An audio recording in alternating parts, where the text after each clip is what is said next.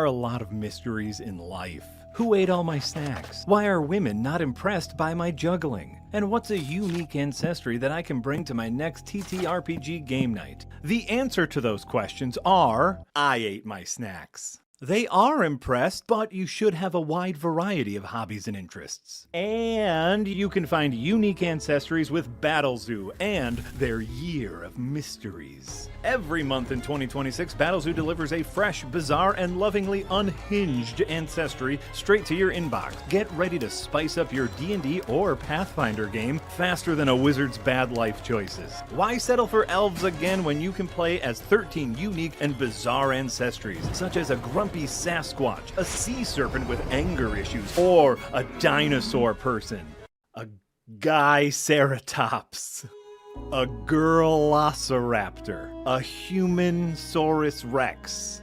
You don't have to use any of these names, but you do get to play as a dinosaur with a great sword, and that seems awesome. But Jack, this is the Year of Mysteries, so let's get mysterious. With each new ancestry, every month you'll also find a puzzle. Solve each and input the solution at battlezoo.com to slowly reveal the year-long secret and become a seeker of mysteries.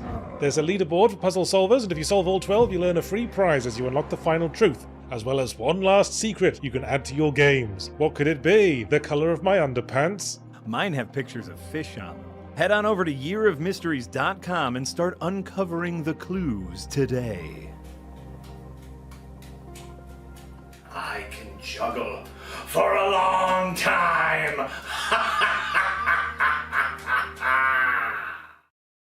It's time for Roll for Combat. And we are live. It's one of the last shows of the year because next week I was trying to invite people on the show and they were like, Christmas Eve, and then New Year's Eve, and I was like, I guess I'm going to be doing the show solo or with Derik because Derik has nothing to do.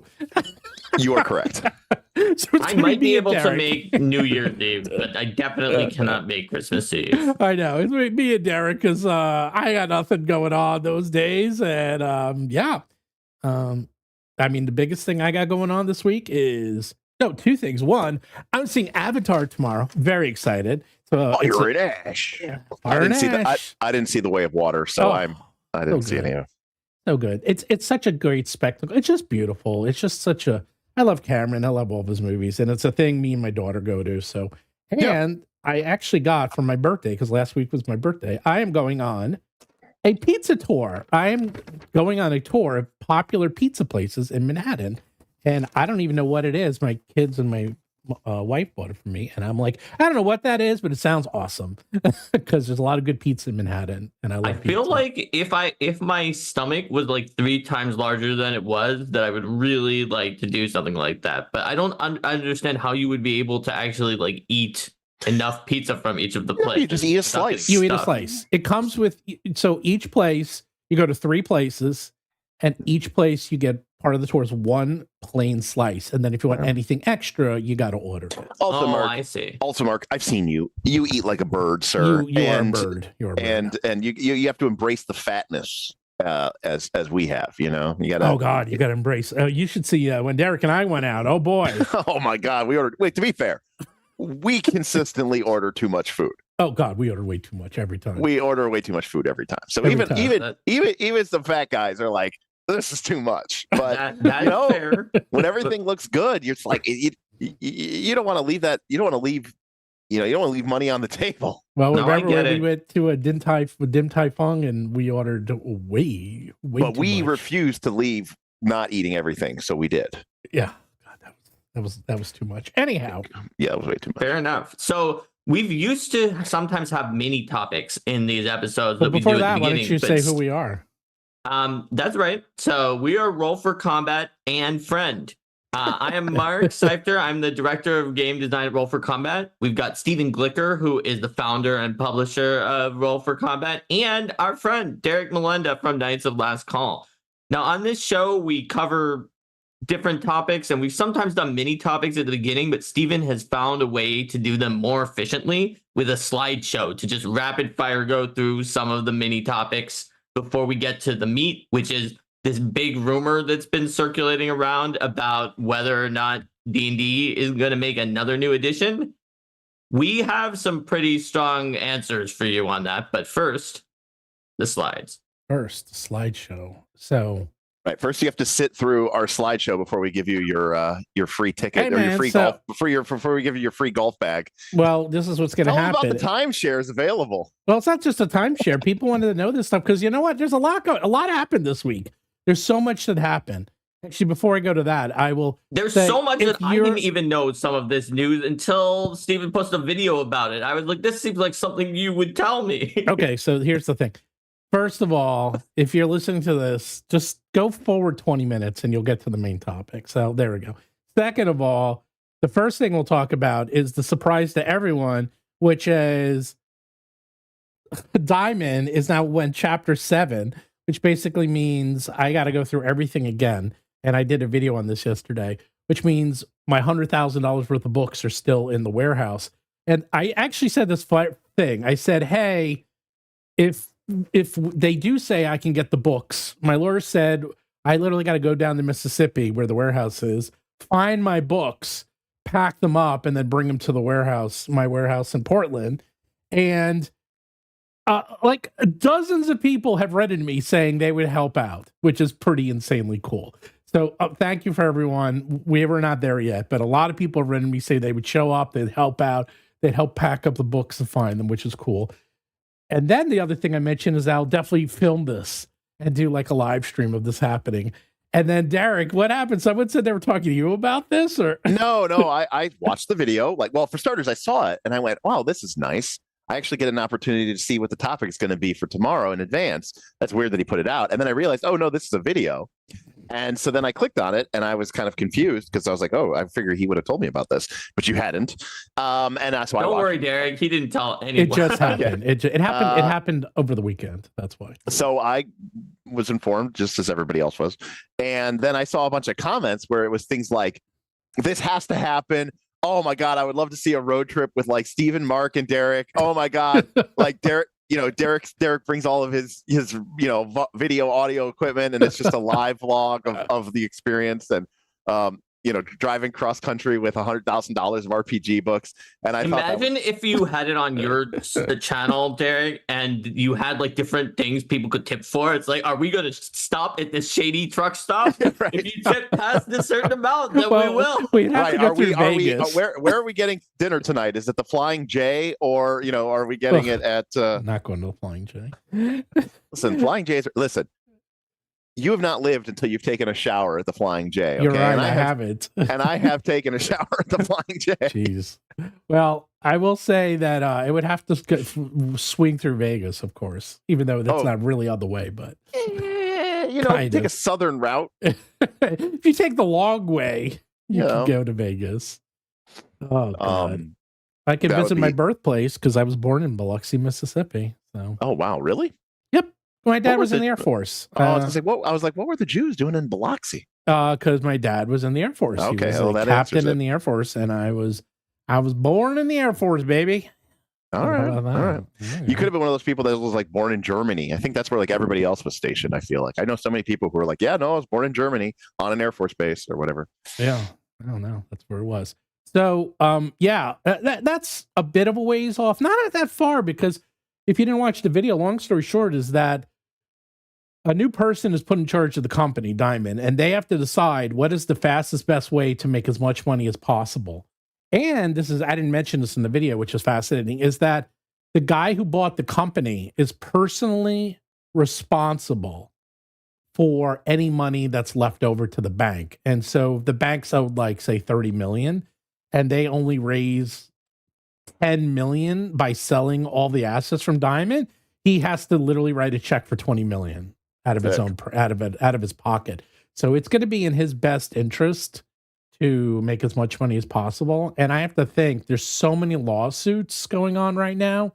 They tried to do this with one lawsuit, and then it was brought up by the court. Actually, my lawyer brought this up to their lawyers, which they brought up to the court, is that no, you can't try to confiscate the books of all 122 people with one court order. You have to do 122 separate court orders and do each one individually, and the judge agreed. So now they either have to fight 120 companies separately, or just say screw it, it's not worth it, and call it a day. It can't possibly be worth the legal fees. Maybe for like one big company that they have a lot of books from, the calculus would go that way. But for to do it for all of them, no way. No way. Well, we'll find out. It's not my call. It's one guy or woman, one person. They call it. They say screw it. They own the books. Come and get them. Or they say screw it. We'll see you in court. That's it. I'm waiting to hear which screw it is. that's where I'm at. So fingers crossed. So what do you have any information about what took them from chapter 11? No, this is just a bank. It's just a restructuring. Do you want to hear what happened? Right. Well, because to be clear. Yes. I hear you. One of my. Yeah, hold on a second. I got it. All right. The bank gave up. No, it's the fine. bank pulled out. No, so this is actually why. Here's what's fascinating. In all these meetings, Alan said in every meeting, this is going to chapter 7. Like he said, they're going to chapter 7. He's going to chapter 7. He said that from day one. Alan's my lawyer, and he's like, "There's no way this is not going to chapter 7 because this fight is taking so long and it's costing millions of dollars." And he was right. It did. He wasn't even surprised. He's like, "Yeah, chapter 7." He knew it. I would guess he's been around long enough and he's done it. Basically, what happened is Diamond is spending millions of dollars keeping this company going. They're not making any money, and all they're doing is losing money. So they decided that they'd call it quits, and they just turn off the spigot and just say, that's it. We're chapter 7. We're liquidating everything. There's no point in keeping anything around. And if they wanted, this is where it gets really weird. I won't get into this because I can do a whole show on this. What they do is say the person who bought Diamond wanted it just for the name, and if they just wanted for the name, everything's going to go for auction. So what they can do is go for chapter 7, and then the same company could just buy the pieces of the company that they wanted. Like they wanted the name Diamond, they wanted the warehouse, they wanted specific assets. They literally buy their own assets from themselves, clear and free, and then they sell out the other ones. You ever hear about when they break up a company? This is it. They're breaking up the company, and then they'll just buy the assets that they want. And originally they had to buy the whole company, but now they just want pieces of the company. And they just were running out of money because this was costing them millions of dollars a month. And they're not in business. They're not doing anything. So why would you stay in business if you're not making money? There you go. Well, now with Derik on, we can get into new stuff. So lots of things are happening in World for Combat. First of all, we just released our very first adventure in 3 years, I think. Release with a Kraken. You get all these on Battlezoo.com. Just came out over the weekend. It's for Pathfinder. The 5e version will be done by January, and we're working on the Foundry version. Foundry version should be done by January too. It's going pretty quick, and you can get that at Battlezoo. It was written by Linda Zayas Palmer and Mark and myself. We wrote, Linda wrote most of it. Mark wrote a big portion. I also rewrote a big portion. So, and Steven added some GM aids that were really useful. Yeah. And I don't know about that. No, he did. I've seen Steven GM. Okay, waiting to be impressed here. They were good GM aids. I would say that we may have too many GM aids so that you have to scroll through them to get to what's after the GM aids. But what is there is excellent. I don't think any GM is going to say there aren't enough aids at the beginning of checklists. That section. I gave page numbers. Nobody gives checklists. So here's the thing: that your style of GMing, which is very much, I haven't seen this GM advice, but you love adventures is basically what it comes down to. Yes. And you love providing GMs with all the tools that they need to be like, how can we make this adventure as useful and as clear and as most efficient as we can to you, to get you into this, this module, this system. Whereas, I'm like just show up, baby. I got no idea what we're doing. Everything's on fire. I'm juggling chainsaws. Don't mess up or everything will be ruined. Like, that's my style. I appreciate the improv style, Derik. Really, I do. Yeah, but you're not publishing adventures, Derik. Correct. Also, the secret is you can publish adventures that are for the improv people that are very bare bones. Oh yeah, but we don't. There do is that. actually a unhappy medium in between those. Once you go completely agree with you. Once you go past the bare bones one for the improviser, and you get to the point where it doesn't have those extra things Steven added, and we saw that in our playtest. There was a lot that was good, but then they were like, okay, so you did tell me this, but with this NPC, I don't know what to say. So then we created like a large number of Q&A things for that NPC, right? We added even more into it. So you need to decide who it's for and then really commit rather than to just be like, well, it's for everybody, because it's not for everybody. Yeah, I completely agree with you, actually. 100%. Yeah, it's a published adventure. And when we did the playtest was actually very much like you said, Derik. And people complained. It wasn't even though. It wasn't bare bones bullet points. It was still specific, but it left some parts up to the GM. It was as much as a standard Paizo adventure. This is actually where I got you can tell Linda this is where I got the inspiration from, is that, you know what has a lot of very good GM aids is the society adventures. So I went through society and I took some of the society stuff and put it into this adventure. Yeah. And that's kind of where I got the idea of the checklist. Linda worked on creating those aids from the Society Adventures. So here's a picture. This is actually one of the fun things is that we added a snail race because there's giant snails on this island. And we went through the whole adventure. And I said to Mark, the snails never showed up in the adventure. They're just there. And I was like, how can we not have a giant snail race in the middle of this adventure? They did show up in the adventure, but while the snail race is the most unnecessary thing we added, it is also one of the coolest. It doesn't have to be necessary to be awesome. What, the snail race? Yes. Oh, it's totally unnecessary, but it's fun. It's unnecessary, but awesome. It's fun. It's a fun. And here's a picture of the snail race. It's really silly. And then there's a brand new Eldamon, the frog Eldamon. Here he is. It's our new rare Eldamon. So if you want, and I put it on sale, it's almost half off. So if you go to battlezoo.com right now, you can get it for half off. Next up. And I mentioned this. That sale is bigger now today than it was yesterday. So Battlezoo Eldamon Legends, which you go to eldamonlegends.com. We're going to start promoting this a lot more. Everyone's complaining. We need more Eldamon. Well, now we got more Eldamon. There's a whole bunch of new ones.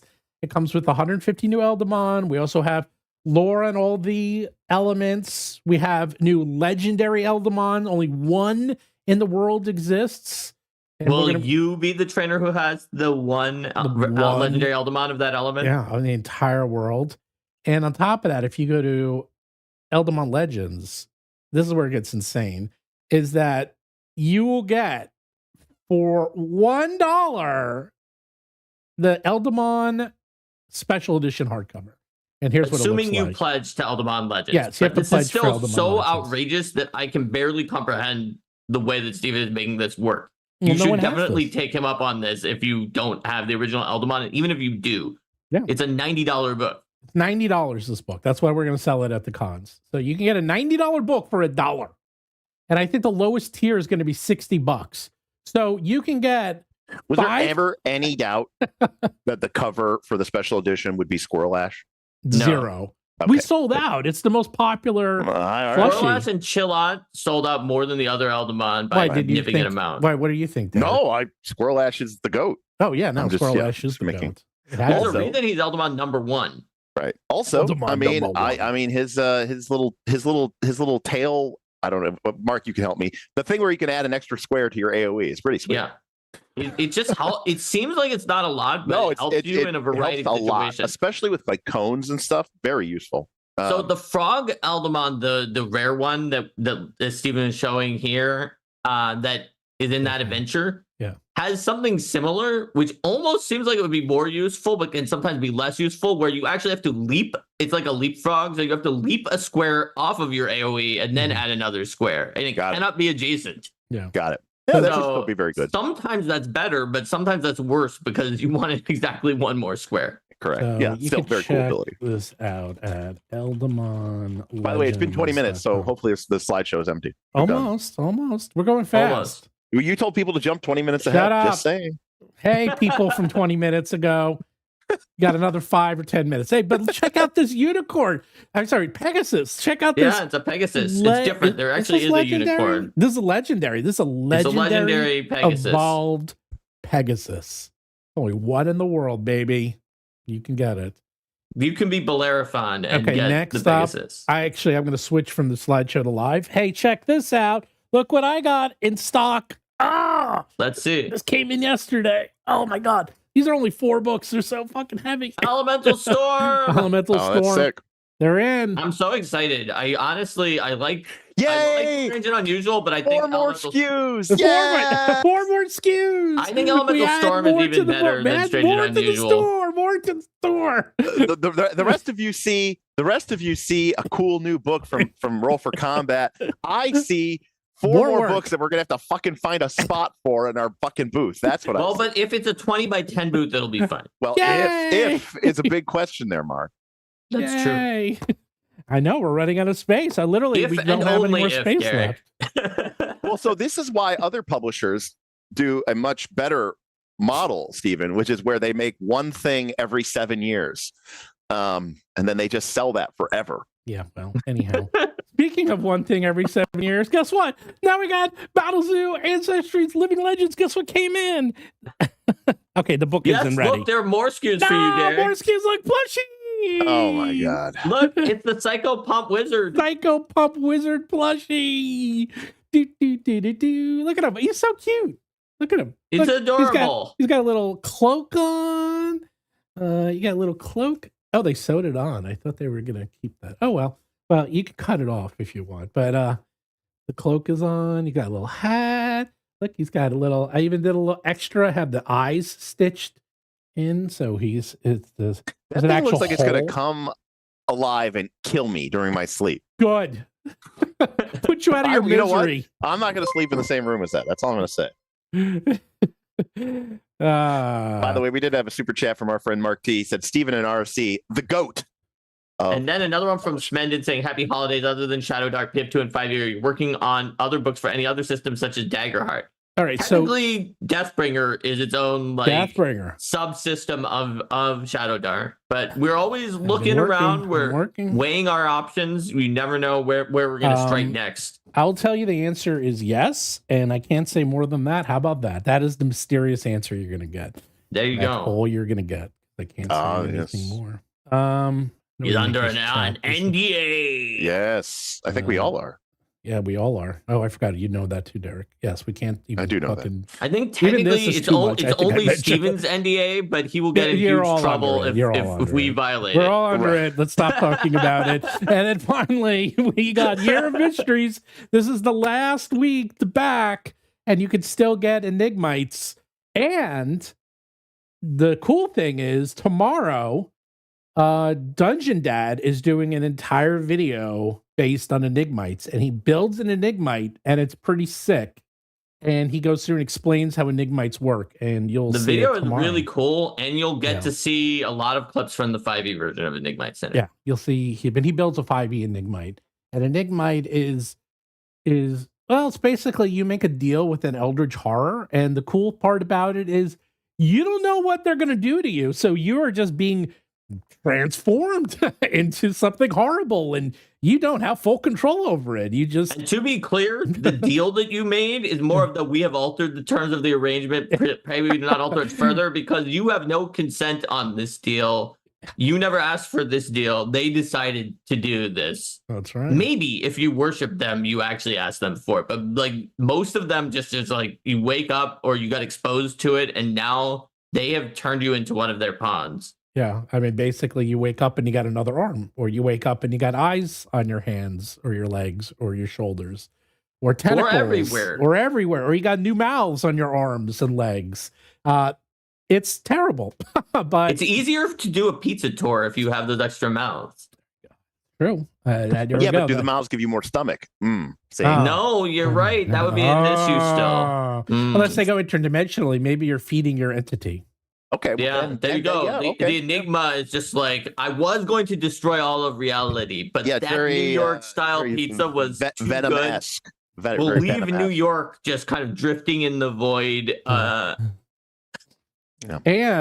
And I'm not going to show it, but I do have the new Deathbringer logo because I have been working on Deathbringer, but I'll show that. We'll reveal that a little while. But it's a really cool logo. I'll show it to Derik. So does that mean we're getting into fine-tuned it. Now we're the on main topic? We're up to the main topic. So we did have a lot of stuff. Don't forget, send in if I will highlight you once in a while. Like so here. How many more taste buds do I acquire? As many as you want, but they all taste sour. That's it. You only get sour. You don't get anything else. Actually, each mouth is a different. 5 new tastes that nothing in this universe actually tastes like. Right. That would be. You only taste bad stuff. It only tastes horrible things. But now, if you eat like a Hound of Tindalos's meat or some other being from outside reality, you can understand the nuance of it and the eldritch horror. There you go. So. All right, now we're up to the main topic. See, 26 minutes, not too bad, not too bad. Right, roll for combat standards, based on how many of them we had, that is actually pretty fast. You are talking to me. Oh, yeah. You're talking to me, but You're like, okay, I'm gonna go have dinner. I literally leave. I come back after watching a movie, and you're still talking. Well, what I'm saying is like, it sometimes it takes us 20, 30, 40 minutes just to even get through like the hi, how are you doing? How's everybody doing today? Yeah. So, but you never know. I don't promise shocked face white girl going, oh my God, I can't believe it. Dungeons and Dragons. I just bought 2024 and now they're coming out with a 6th edition. Saying this and so this is the biggest breaking news I've ever seen in my entire life. What is Bob Willbuilder and Professor DM going to do a video about next week? I don't know. Woo! Hey, Steven didn't promise that either. Was that Miss Piggy? In fact, if people think that there is going to be a new edition of Dungeons and Dragons, a 6th edition that's coming out that with a playtest in 20, that's the rumor is. The rumor is. Okay, number one, I consider myself fairly grounded in the RPG sphere. Okay. I have not heard this rumber. Okay, Derik, I consider myself to not be on that much social media in other than the fact that I look at TTRPG news occasionally, and I've seen it numerous times. Are you trying to say you're cooler than me, Mark? No, I'm just saying, I guess that I saw the people who were saying it, or who were saying, where is this coming from, at the very least. Also, how could that rumor even exist? I don't know. I'm going to tell you. We'll get into this in this video, because this rumor is preposterous. It is obviously fake. I'll tell you why. We need to explain why. Okay, first of all, it's coming out because Dan Ayub is the new guy in charge of D&D, and everything I've heard is this guy's awesome. I've not met him personally. I'll probably meet him maybe at GaryCon or wherever he's going to be. Everyone I know has said he's great. Okay, that's the first thing. The second thing is that he has really been cleaning house and changing things up there. He's been having meetings with Luke Gygax. He's been having meetings with the Dragonlance people. Margaret Weiss and Tracy. Yeah, the Hicks. And he's been meeting with not the Hicks. Not the Hicks. Not the number Hicks. one. To be clear. Number one, there's Tracy and Laura Hickman. A married couple, and then there's Margaret Weiss. Yeah, there's the Weiss and the Hicks. You know, just the Weiss. Don't you do that to my girl Margaret? Okay, I'm kidding. But they also Joe Magliola. I see now.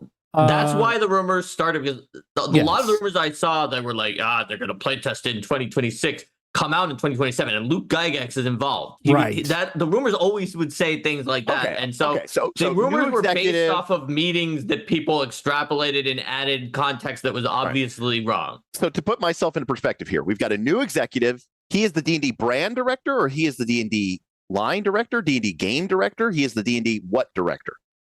What is the name of this person, Steven? Dan Ayub. Ayub. You can look him up. Is the formerly the senior VP of digital games and is now the head of D&D franchise.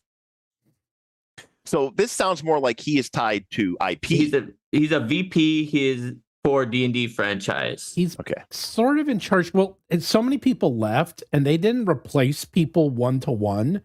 So I believe he basically.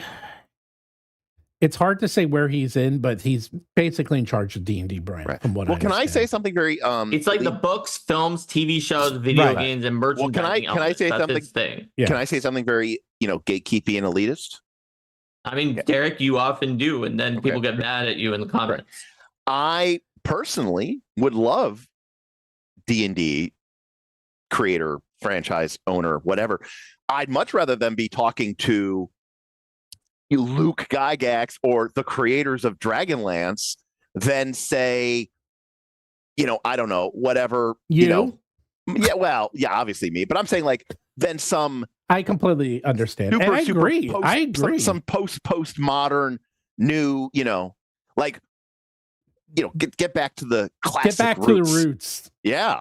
Well, no, I kind of see where you're coming from because they've been trying. By the way, this just happened in Hollywood too. By the way, where they brought in all the new people, and boy, that did not work out well. They thought, hey, we need new people. Let's go to new people, and new people can talk to their generation. And this happens all the time, by the way. This has been happening forever. It's like, okay, we need to talk to generation X, Z, Y, Alpha. We need to talk to them.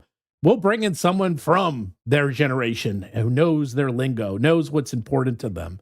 And that Gen Z doesn't want to buy role-playing games. They want to be able to afford a house. That's their problem. I know, but that's the thing. It's like that is not always the best way, because I'm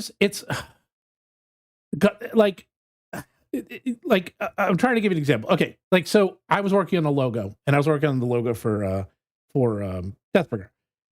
I think I took like 3 years of classes on logo design, because it's not just, oh, this looks cool. It's like, no, there's so many nuances to logos and making them like work well. And like if you work for the Fortune 500, they call a logo book, the logo Bible, where they say, oh, you're going to use our logo? Here's the 200-page document of how you can use our logo, when and where and how. It's not just, oh, you just throw something together. There's a lot of science behind it.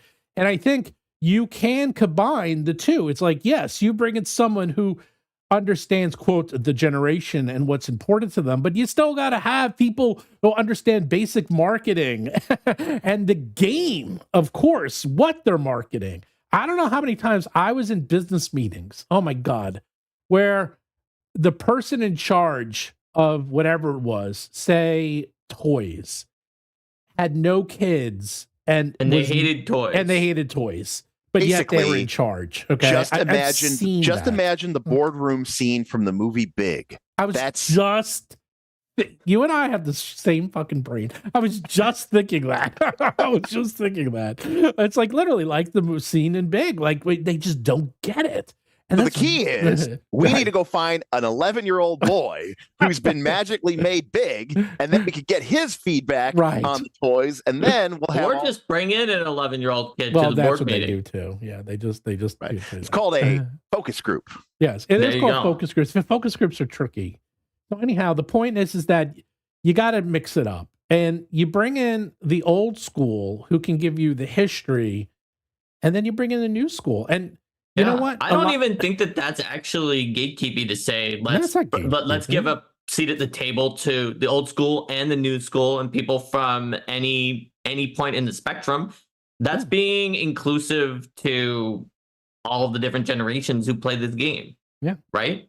Yeah. If you only were going to be like, I'm only focused on the razor sharp newest people, the newest voices, and we're just crowding out everybody else, then that's not being inclusive to all the generations who play the game. It's only focusing on that's being exclusive and elitist and being like only your number of views currently on YouTube or whatever you're using for your metric can decide whether or not you get to a seat at the table. So back to this rumor. The rumor was that they're early play testing of a new version of D&D in 2026 and that this was going to come out in 2027.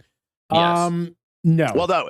Wait. It's not going to happen. Let me say something. Yes. Okay, Derek. What are you going to say? 3rd edition came out in 2000. 3.5 came out in 2003. Correct. However, if 2024 came out in 2024, 2027 would be in 3 years.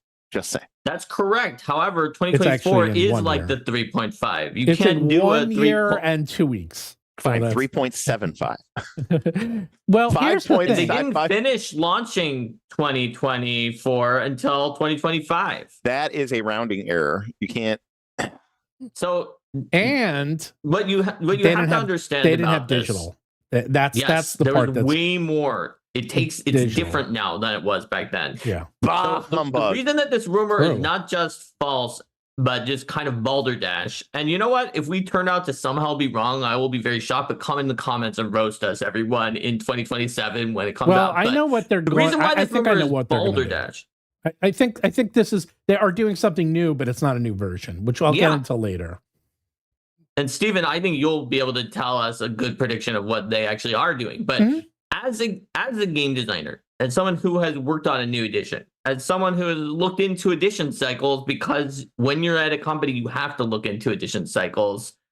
It is preposterous to have launched a new edition, especially one that was only kind of an evolution and not a revolution, like D&D 2024, and to be already working on a new playtest the next year.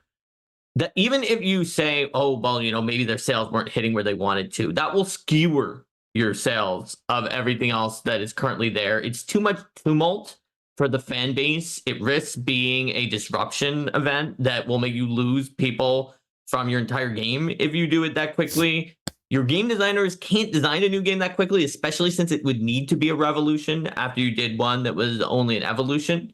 And even if you claim, oh, you know, they didn't like the sales of 2024, so they decided we're going to have to do this because we're not making it here, that would be even more impossible, because the only way that you're even remotely getting to a point where it still won't work, but it's getting closer, would be if they had always planned all along to do it on a shorter time scale. But if they had to actually react to the sales, there's even less time for the game designers to design things, for the digital to be updated.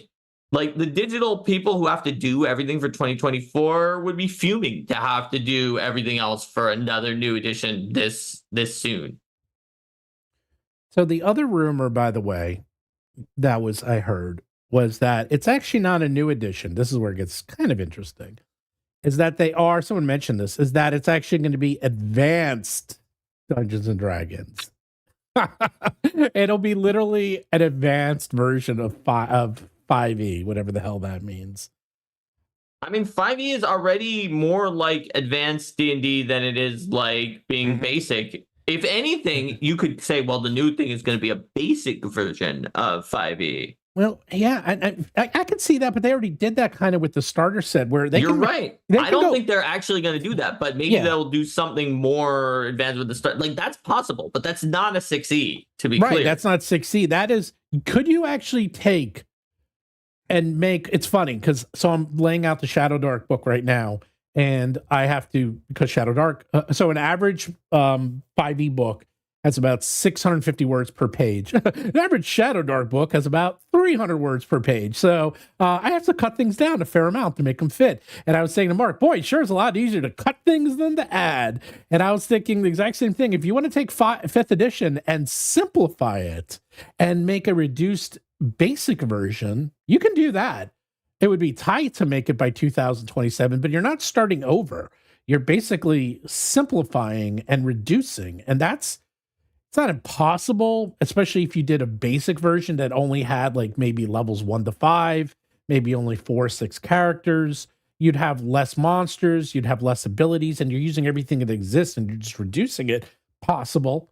I don't think you would. I think it would be the end of 2027, and they would have to have already been well developing it now, but it is possible. But that could have been on their roadmap all along to do a basic version. Like, that is possible. Yeah, I see people in chat who are saying that I am wrong and that I'm poo-pooing the idea of ever doing a new edition like TSR execs back in the day. Look, I like new editions, and Derik, I know, really wanted a 6e that was revolutionary, but I would have thought that was cool as well. I'm not saying that they can't ever do one, and I'm not saying that maybe they could have done one that was more revolutionary than what they did. I am simply saying that doing one already by this point is just that is not how the cycle works. That is not how the timing works. By the way, it is too soon. I guarantee someone's saying, oh, a new version led by Luke Gygax would be hugely popular. I guarantee if we were at PAX Unplugged, I'm not even saying we go outside. Yep. I'm saying we go to PAX Unplugged.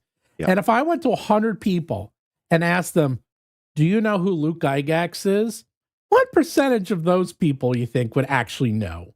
Oh, I would say less than 10. I mean, I'd say I would say like 5%. No, I said maybe 5%, but 5 to 10%. I would say of those 5% of people, PAX. to be clear, of those 5% of people, Right.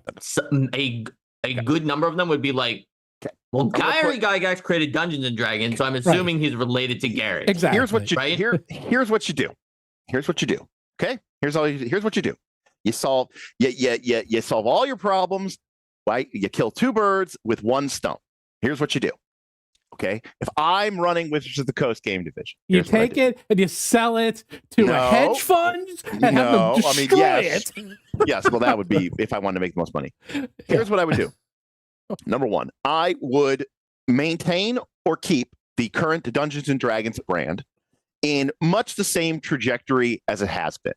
And in fact, I might even lean more into weird and exotic ancestries and, running barista coffee shops and having these really, cutesy wootsy, make out contests with the beholder.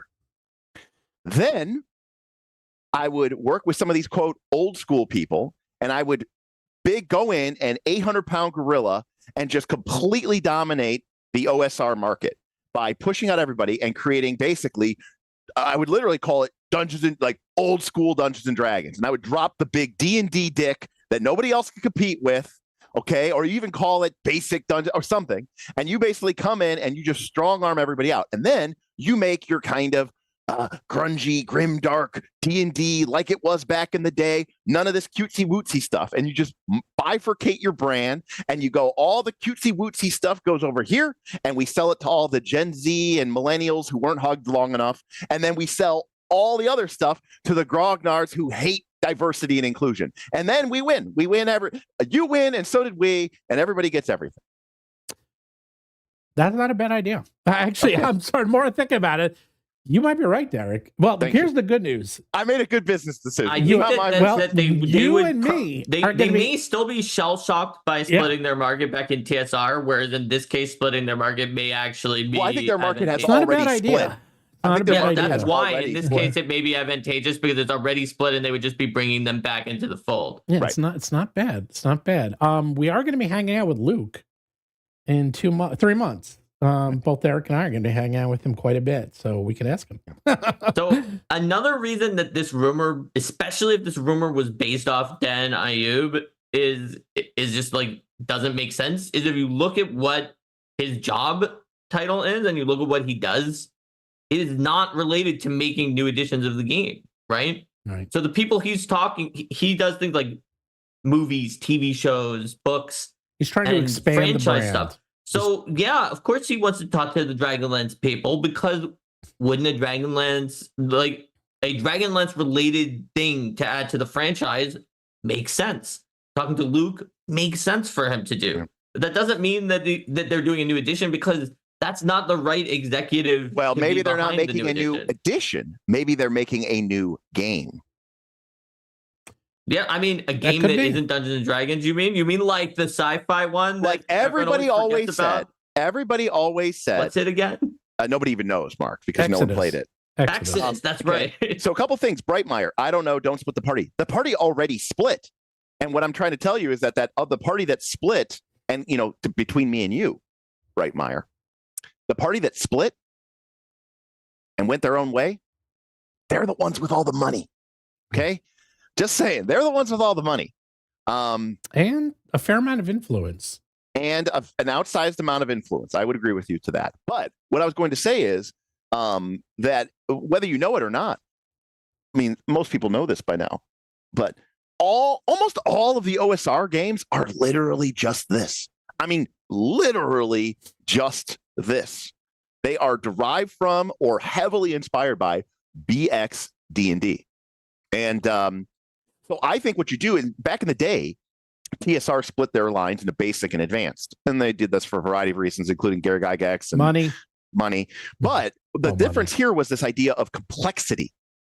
And what I'm saying here is it's more about tone. It's more about genre. It's more about vibes than it is exactly about rules. It's all vibes, actually. It's all vibes. It's all vibes. And that, See, the news.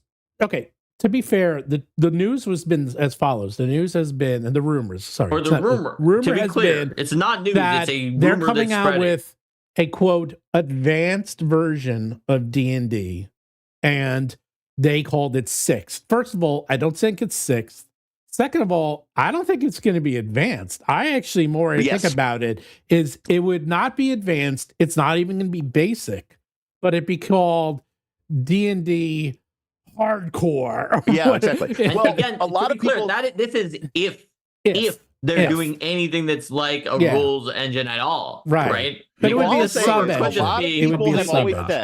A lot of people have always said, right? There was a rumor for a long time, which was handedly dispelled by Paizo employees themselves, who said, there was this whole thing. Oh, Pathfinder 1 was outselling D&D 4th edition, and that's why they killed the edition, and that's why they made 5th edition. Paizo people have come in and said, it never, there may have been a month or two, but on a whole, D&D still outsold us.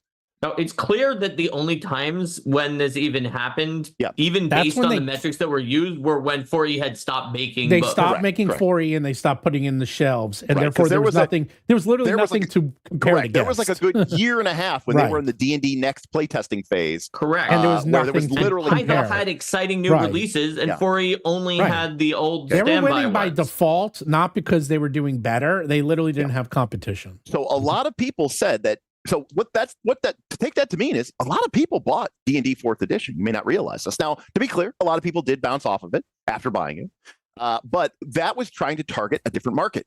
It was trying to target the younger kids who like video games and all this other stuff. We've heard this time and time again. I still think D&D 4th edition is a wonderful role-playing game, but it is undeniable that the game's aesthetic, its tone, its genre, its language is much more, mechanics driven and much more, kind of modern in a video game. There's no doubt about that. However, a lot of people have said, even people who hate 4th edition, they said they wouldn't have minded as much as if it had been called D&D tactics. That's a term that's been used a lot.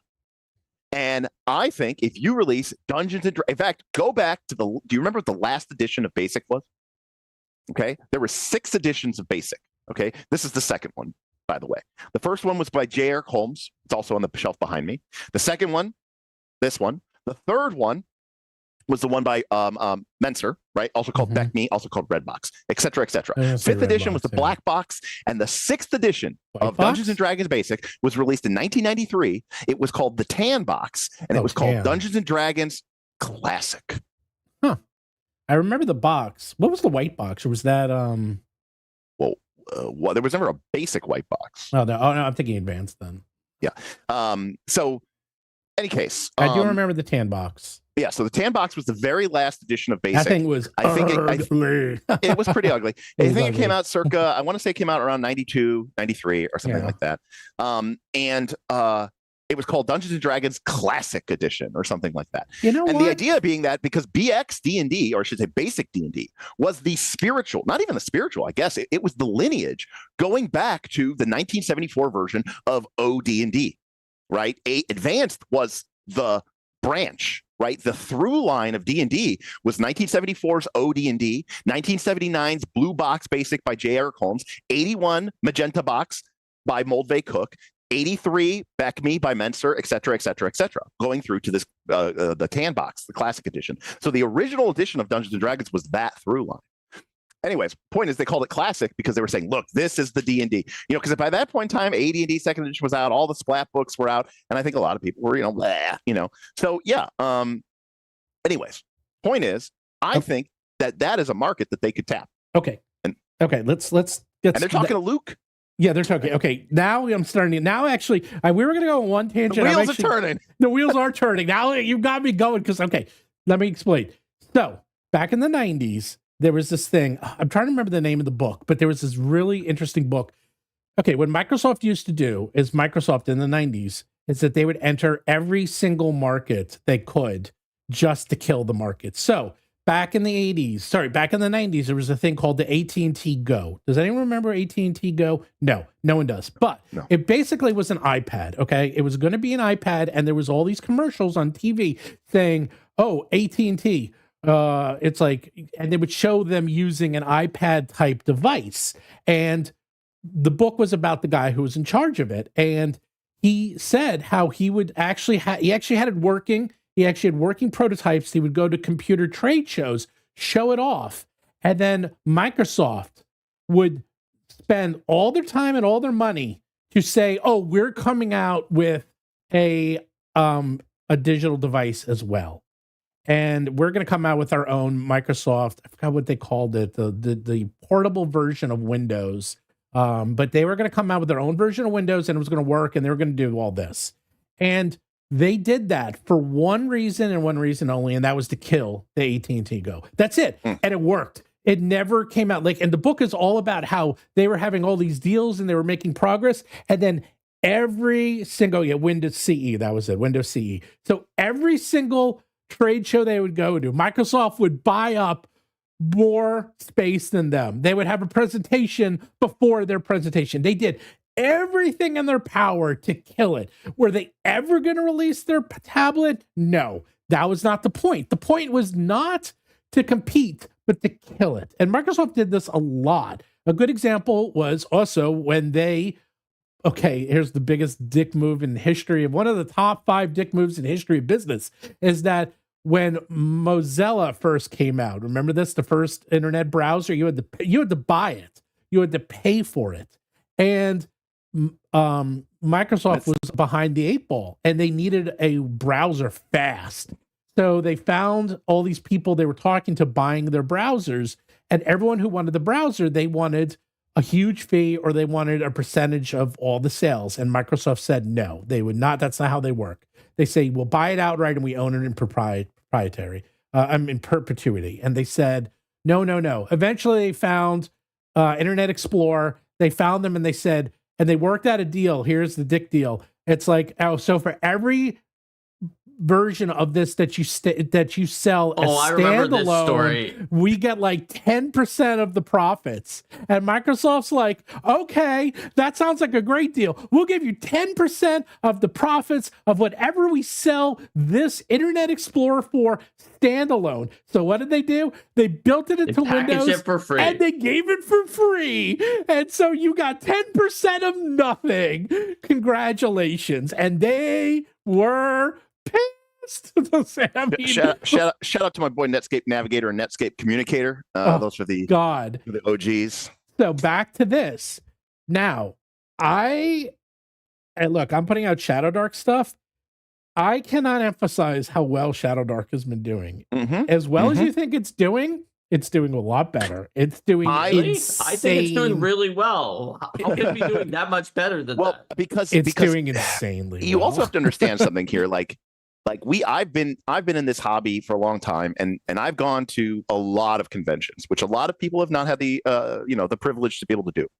And I can tell you that a lot of these games that I love, they are flickering matches, in a vast, great, weird, dark. They're damselflies who they're not long for this world, and I have seen more beautiful, structured, gorgeous games that just came out and like the fog at the fog at dawn, they just dissipate. You never see them again. Not with a bang, but a whimper. But Shadowdark really does have a groundswell. There are a lot of people who are extremely passionate about it, who go out of their way to support it. Obviously, it's shepherded and held by a very smart and charismatic leader in Kelsey, but it goes beyond that. It just tapped into this extremely right zeitgeist. It's a mixture of vibes. It's mechanically similar to 5th edition to be comfortable for the people who've been playing that game, but also old school enough that you can pick somebody who goes, I don't play any of that new school hippie crap. And then you go, hey, here's Shadowdark. They go, yeah, of course. This is the gaming I remember. And they don't realize it, but they're playing 5th edition D&D. And that is why it has been extremely version of 5th edition, but it is 5th edition. It is simplified very much, but it is 5th edition in many ways. I mean, in all the ways that 5th edition exists. It's just it's a class system, six.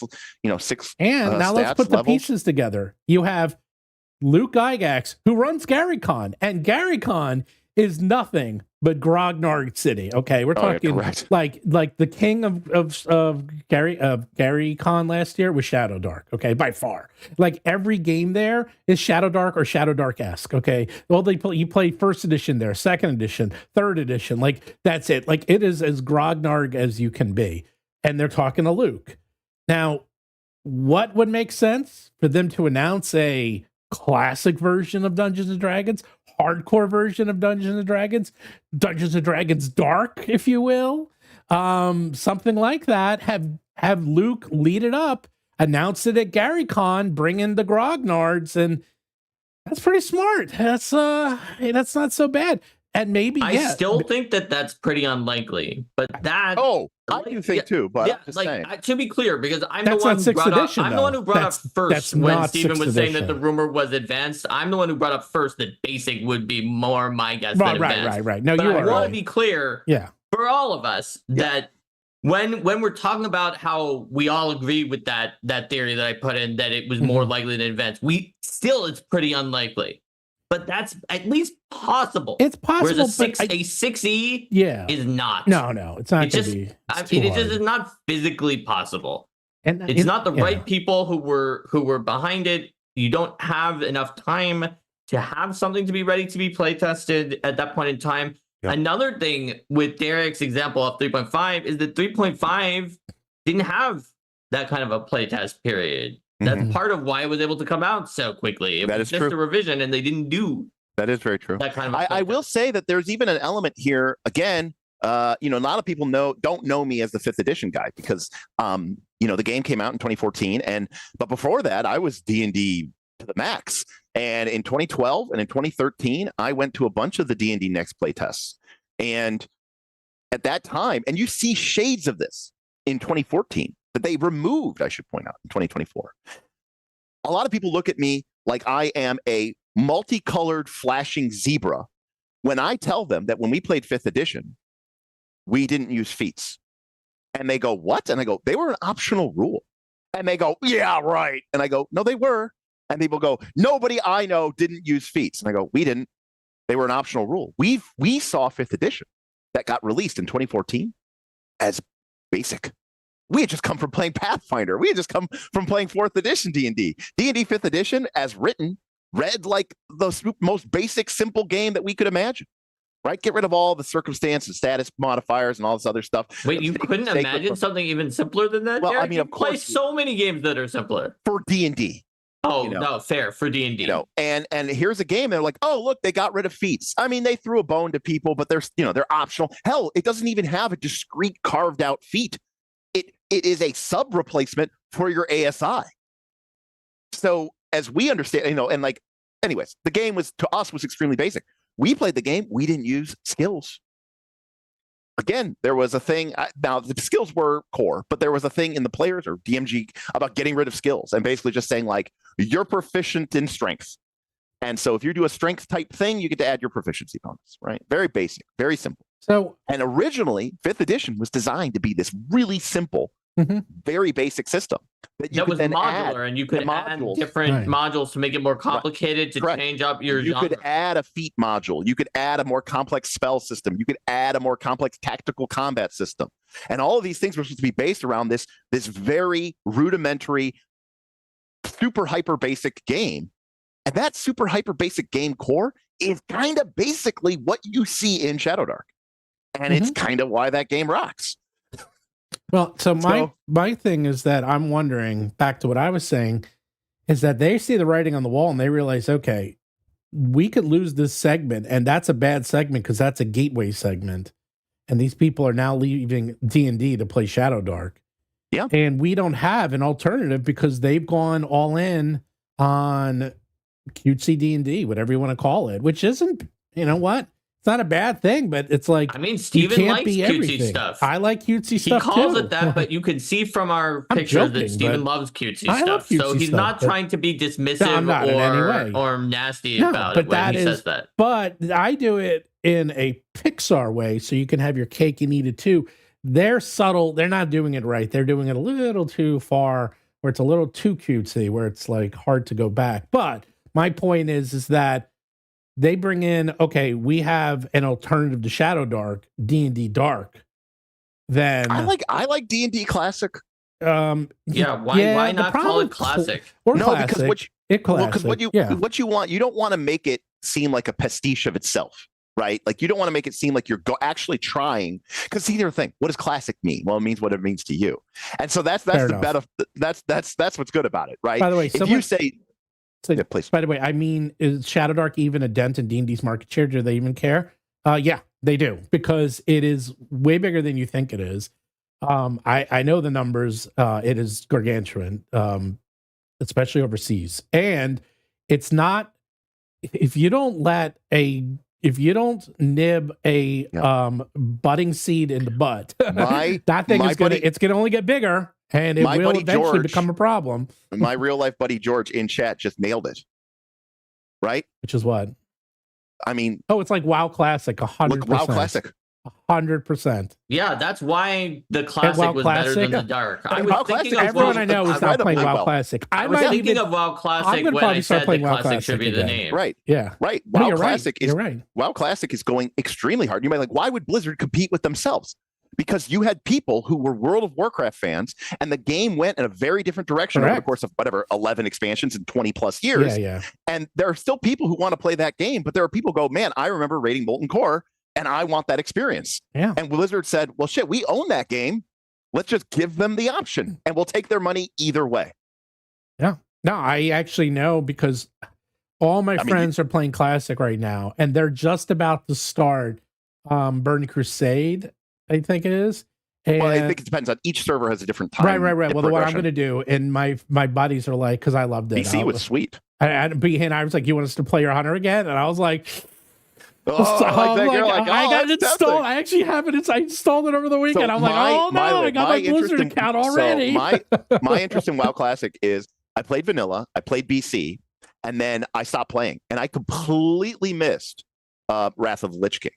And then I came Lich back. King was so good. Right. And then I came back. No, that's what's coming up next. Sorry, Witch King. Witch King is coming up. Witch King is fantastic. That might be one of the best, if not the best expansion, by the way. Lich King. Anyways, so I played BC, quit, and then I completely missed Wrath of Lich King, and then I came back in Cataclysm, which I really liked. But a lot of people were like, No, I know. They said the needles. I hated it. They said it was so. They said They changed the world, and to be clear, they ruined Loch Modan, and I love Loch Modan. They broke the dam. A lot of it. Right, and Thousand Needles became a big lake. Dude, and let me tell you, I come from a different point of view, because I was there with the development. What we're saying about Cataclysm is just like all these classic D&D players are saying about, I can't believe they put lipstick on a beholder. Exactly. I can't believe that I can't believe you can be a goblin. Exactly. Like, goblins aren't for playing, they're for killing. Yeah, I want to play D&D the way I played it.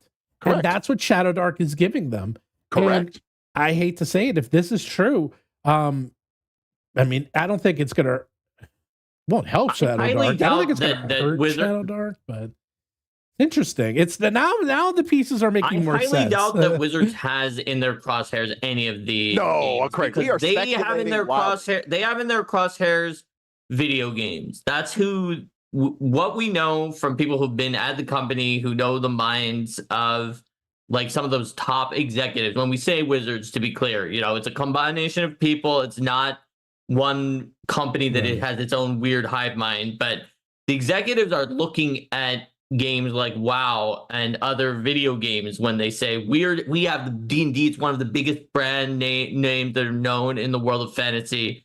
This is who we could be competing with. They don't look at other tabletop RPGs as competitors. Not really. Yeah, but they also can look at it. It's that it depends how they look at it. It's like maybe the higher ups don't, but at the lower ends, if they're looking at it like a software company, which a lot of these people are, is that you just don't let anyone in. You can't let people get a foothold, because that's how these companies go down. Out of weird coincidence, I have been watching on YouTube. I forgot his name, but there's this guy who goes around, he's always walking, and he goes through and explains in detail how companies became monstrous and then failed. He goes through all these famous companies. And then within the last 50 years, he did Fry's, he did even what's happening with Chipotle. Chipotle's having problems. Like, he goes through each company in detail, explains how they became so big and then literally bankrupt.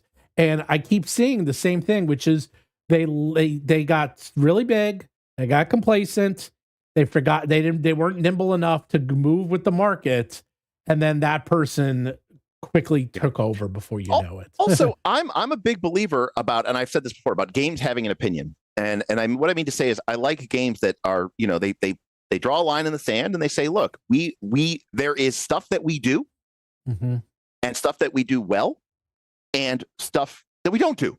Yeah. And you should go play those games. And in fact, one of the things I absolutely love about Draw Steel is this book opens up with a section about go play these other games.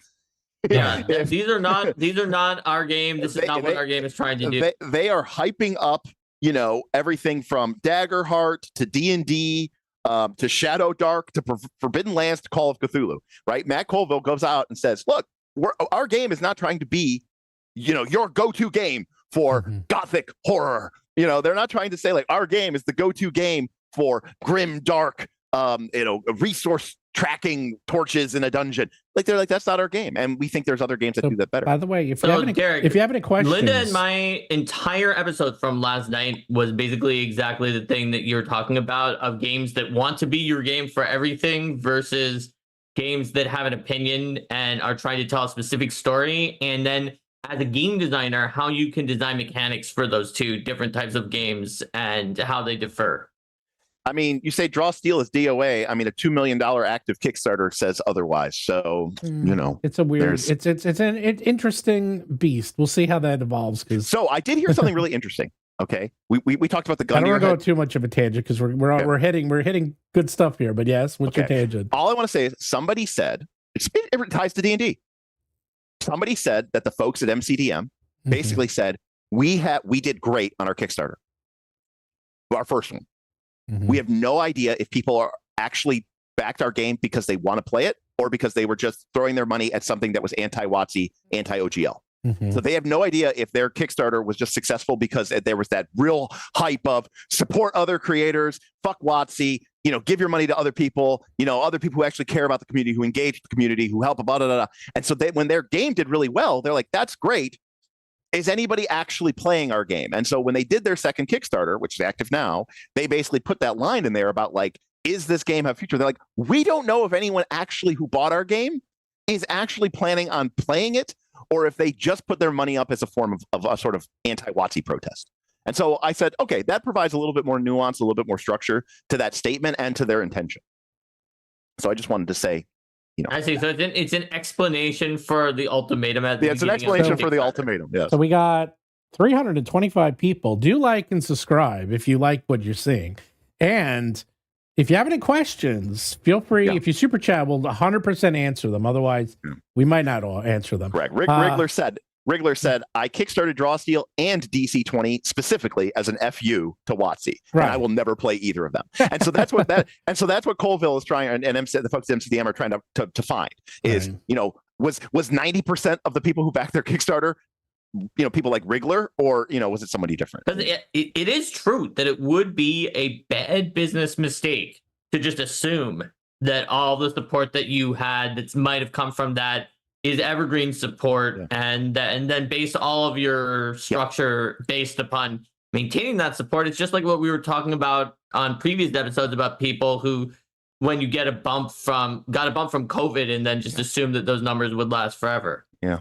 Also, Tanaka the Cowboy, show us on the role-playing game book where it hurt you, because man, you seem to hate everybody and hate everything. I mean, as someone who hates everything and everyone, at least I'm joyful in my despising. You seem unhappy, sir. You should work on that. You get pleasure from your pain. So Mr. Blawface wants to piggyback on a question from earlier with a super chat that said, are we going to do Draw Steel stuff? Mr. Blawface has played Draw Steel 4 times, and it is really good, says Mr. Blawface. I don't even, do they have a license? I don't know if they're licensed. I don't know what the license is. Right now, no. Because we have enough things. Shadowdark is the one that we're concentrating on right now. Because they definitely have a license. Yes. Yeah, they have a license. We are trying to focus more on things that are going to also like approach Steven, with bespoke deals, because those can tend to do better than like if you're just doing the license. Literally just doing your own thing and just using the license to have. I mean, if anything, I was probably more interested in Daggerheart. Daggerheart, yeah. Yeah, then Draw Steel. Daggerheart, we have a pretty good relationship with them. Right. And they've in fact talked to us about nice. that is an example of what I'm talking about with possibilities of bespoke deals being Shout out to Darcy and Chanel. Yeah, like that's something that's a big part of it. Like I have very strong relationships with Paizo. I have very, very strong relationships with Kelsey and obviously Professor. You know, it's like that's a big part of it is that, I mean, I don't need to have a strong relationship with Watsy, although I do know people there and I do talk to them and they're very nice, the ones that I talk to. But they're big enough I don't need to because they sort of have their own, like you could just go do whatever you want. So, but for these smaller companies, you kind of want to work with them because they're so small and bespoke that if you're doing it on your own, it's hard. You know, it's just too hard. Right, because the automatic inbuilt market isn't necessarily there. You kind of, I hate to say it, but you kind of need the official support and sort of backing of those game creators because not saying it's a cult of personality. It's a cult of personality. It's a cult of personality. It's a cult of personality. There is always some element to a lot of these Kickstarters that involves the personality of the creators. Like if you had like Shadowdark is an excellent game and it does what it sets out to do. But if Kelsey was a different person and was someone who was off-putting and not welcoming and was not the person that she is, Shadowdark wouldn't have done the same that it did, right? By the way, Esper the Bard said it wanted to highlight and remind me that Derik, I'm still waiting for you to run Daggerheart for me. You hyped it up so much during our prior stream. That's true. When we had Esper on. But whenever people say, let's run this game and I'll run you through it, nobody ever follows. No, to be clear, I didn't volunteer. I was like someone else volunteered. Someone volunteered for you. By the way, I did see this one. This I am kind of curious about. Twilight Sword has a third-party license now because they unlocked it on their backer kit. Great, we can all get sued by Nintendo. No, I'm just kidding. They're not going to sue. I actually love The Legend of Zelda. It's one of my favorite games of all time. So I am curious of this one. This one I'm a little curious. This one I'm poking. I made the decision to not back it. Because I've spent a lot of money on Kickstarters this year. A lot of money on Kickstarters this year. Most recently, I dropped like $850 on the Fabula Ultima Kickstarter. Well, that's just stupid. They will give it to you stuff for free anyhow. You know that. It's not about that, Steven. Oh, God. Whatever. You know that. Anyhow, I do know the two little mice people, and they're very, very nice. They're very nice. I've only spoken to them a few times, but the few times I spoke to them, they were great. And I'm very curious about this Kickstarter. I'm very curious about this book and how they're clearly advertising it very well on YouTube because for the past few times I've watched something and right now underneath my chat, if I just go down one before I get to the video that YouTube is showing me, but to be clear, it has a sponsored backer kit ad that says ending soon, Twilight Sword shop now, and then it gives me to like the Steven's bankrupt video and some other thing. But to be clear, I think it's only raised like €500,000. So what is that, like 700,000 US? Still pretty good considering they. No, it is, and it's definitely like I think their biggest that they've ever done. But I'm just saying, like, good. I'm just saying, like, we can have like third order derivative fantasy heartbreakers of D&D, and they'll easily push 2 million. You know, so not always. No, and I know not depends always, on who is running it. It depends on the timing. It feels like to me now. Like, and this may just be based on things I'm looking at that people are spending a little bit less right now. Let's see what chat from Dragoon. Fabulous call out. Love that game. Hey, Dragoon. Yeah, in fact, my home group. So this isn't, not on the internet, on the interwebs, but my home group, we just recently kicked off a new campaign and we voted. We used a ranked choice ordering system, and we voted for Fabula Ultima. So we're going to be running a Fabula Ultima campaign as our sort of Friday night home game. I'm going to ask, do you guys know how well Necrotic Known and Exalted Funeral stacking up in terms of sales? They do well. That's why these are like literally right next to me. They do very well. I don't know in terms of sales. I can't go through it all, but there's certain ways I know how sales are doing only because I know things like how many distribution partners they have. People are saying like Dolmenwood is like a lock for an any. Oh, guaranteed. I mean, Dolmenwood is an extremely good product, but that doesn't guarantee that it's doing X number of sales. That's sometimes true. It's a gorgeous product. And all I know is I'm trying to get my books done, because if I got my books into the Ennies and we got Shadowdark books in there, and you get the Shadowdark Nation voting, it's going to be interesting, because Shadowdark Nation is strong. Basically, Stephen highlighting that the Ennies is just a popularity contest, but that's okay. Well, it is more than a popularity contest, but the final prizes are entirely a popularity contest. Once you get nominated, it is a popularity contest. However, I am going to doubt that the entire Shadowdark Nation is going to come out for you, Stephen, even if you get nominated. I didn't say the entire. I don't need the entire. You know Fair that. enough. Fair enough. Yeah. But so back to the topic at hand. Here's the other thing I want to mention. Okay, so there was actually a very interesting article about the D&D wrap up. So they let's go back in time a couple of years ago, before the OGL, is that D&D Beyond Nvidia and Bitcoin. What? Oh, God, sorry. Yes. Tell me about it. I won't get into it. Anyhow, D&D Beyond is Derik knows. D&D Beyond used to be really good with putting out blogs. They would say what was going on. Like, they were very front-facing and very interactive with their audience. And then you mean like before WotC bought them up? Before the OGL. Like, basically before they announced, basically before the pandemic. Before the pandemic, WotC was your friend. Everyone loved WotC. WotC could do no harm, and they were the best company on planet Earth. And that's what I heard all the time. And then they bought out D&D Beyond, and that's when they started that descent. And then the OGL came out, and oh boy. And they just stopped communicating, okay? They really did. And they became a very different, very cold, calculating company. Whenever anything you say is interpreted in the worst possible way, maybe it's better to say nothing at all. Exactly. That's what kept happening. It's like, and this happens. It's like, no matter what you say, it's always interpreted poorly. And there's nothing, no matter what you say, it's like, WotC donates $1 million to charity. And the headline would be, it's like, WotC uses tax write-off to save money in overseas tax. It would be the worst headline possible. Like, that's exactly what would happen. Or the headline could be like, they trying to distract you from the nasty things they did by using using this charity as like a human shield or something like that. But then on D&D Beyond, on December 8th, my birthday no less, they put out a D&D Beyond 2025 wrap up. And it's subtle, but you read it and it's, again, very conversational, very check it out. This is what we did. We're back to the table with the purpose of it, with D&D Beyond. And they said here, D&D Beyond, the best way to hang out with friends is to play D&D in general, not D&D Beyond. Bullet point number 1. Number 2, D&D Beyond can make D&D easier. And they're saying, okay, D&D is not to replace you, but it's a tool to help you. Now, you can give them crap and say, oh, they're just saying this.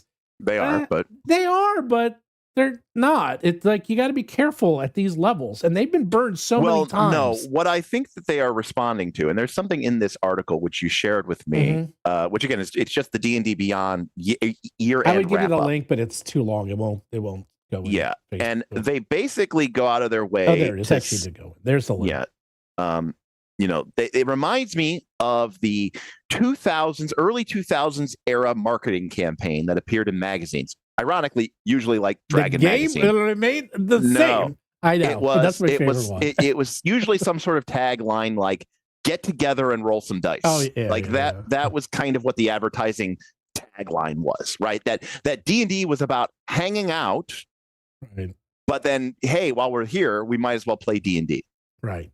And there's this. I think the push is that they mistook the way that people are interacting and interfacing with the game as a way of saying, like, they care more about the game than they care about the socialization, and that they just want the story experience. They don't want the social experience, and blah, blah, blah, blah, blah.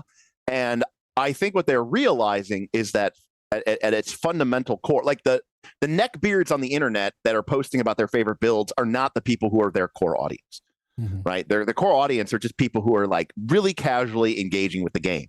And so their focus should be to target people who are hanging out virtually or in person. And again, as you say, can D&D Beyond make that experience easier? Now, again, I despise, hate, and loathe digital tools, but I understand that they are necessary. Uses them. I understand that they are, they're like feats in 5th edition. Everyone uses them, and I hate them. But I understand that 1, they are mandatory for some folks who obviously play virtually or digitally, and 2, they are basically the way that people, a lot of people will play and experience the game. So, that being said, I think that they are understanding that their effort to shift the game to be like, hey, we're gonna make it so basically D&D is a video game, and you don't even need people anymore, and everything's just. I think they realize that blew up in their face. Yep. And there's other. So first of all, it's actually a very good article. They give you an outline, what's coming out on December 11th, what's coming out on 16th, what's coming out on 17th. By the way, they added a lot more functionality to the maps. They added a new ability to do art and handouts. They redid the homepage, which is no small feat, let me tell you. They localized the SRD into French, Italian, German, and Spanish. It might not seem like a big deal to us, but there's been a lot, and I mean a lot of people asking for that. And to localize the SRD into 4 languages, not that easy, okay? It's not the simplest thing, okay? SRD is gigantic, and it's very technical. So these are actually... they just dropped it like nothing. I was like, these are actually big deals. And they discussed delays, and then they did a Reddit AMA, which I wanted to see if I missed that they had been doing them, because I hadn't seen one in years. Right. And so I just Googled it, and it looks like there hasn't been like a Reddit AMA from people who were directly involved with D&D Beyond or like in WotC since at least 2018 or 2019, when Adam Bradford did it back when D&D Beyond was not, WotC didn't have it. Yeah, I mean, that is a now obviously Reddit AMA is not the only way to talk to people, but I think that's a big deal because you're allowing for the fact that a site not moderated by wizards, moderated by the mods of Reddit, which this is something that kind of like gets me all the time, because I've seen it on a lot of other subreddits, and one recently that I look at a lot, where people assume that the moderators of the subreddit are actually employees for the company or work for the company when they don't.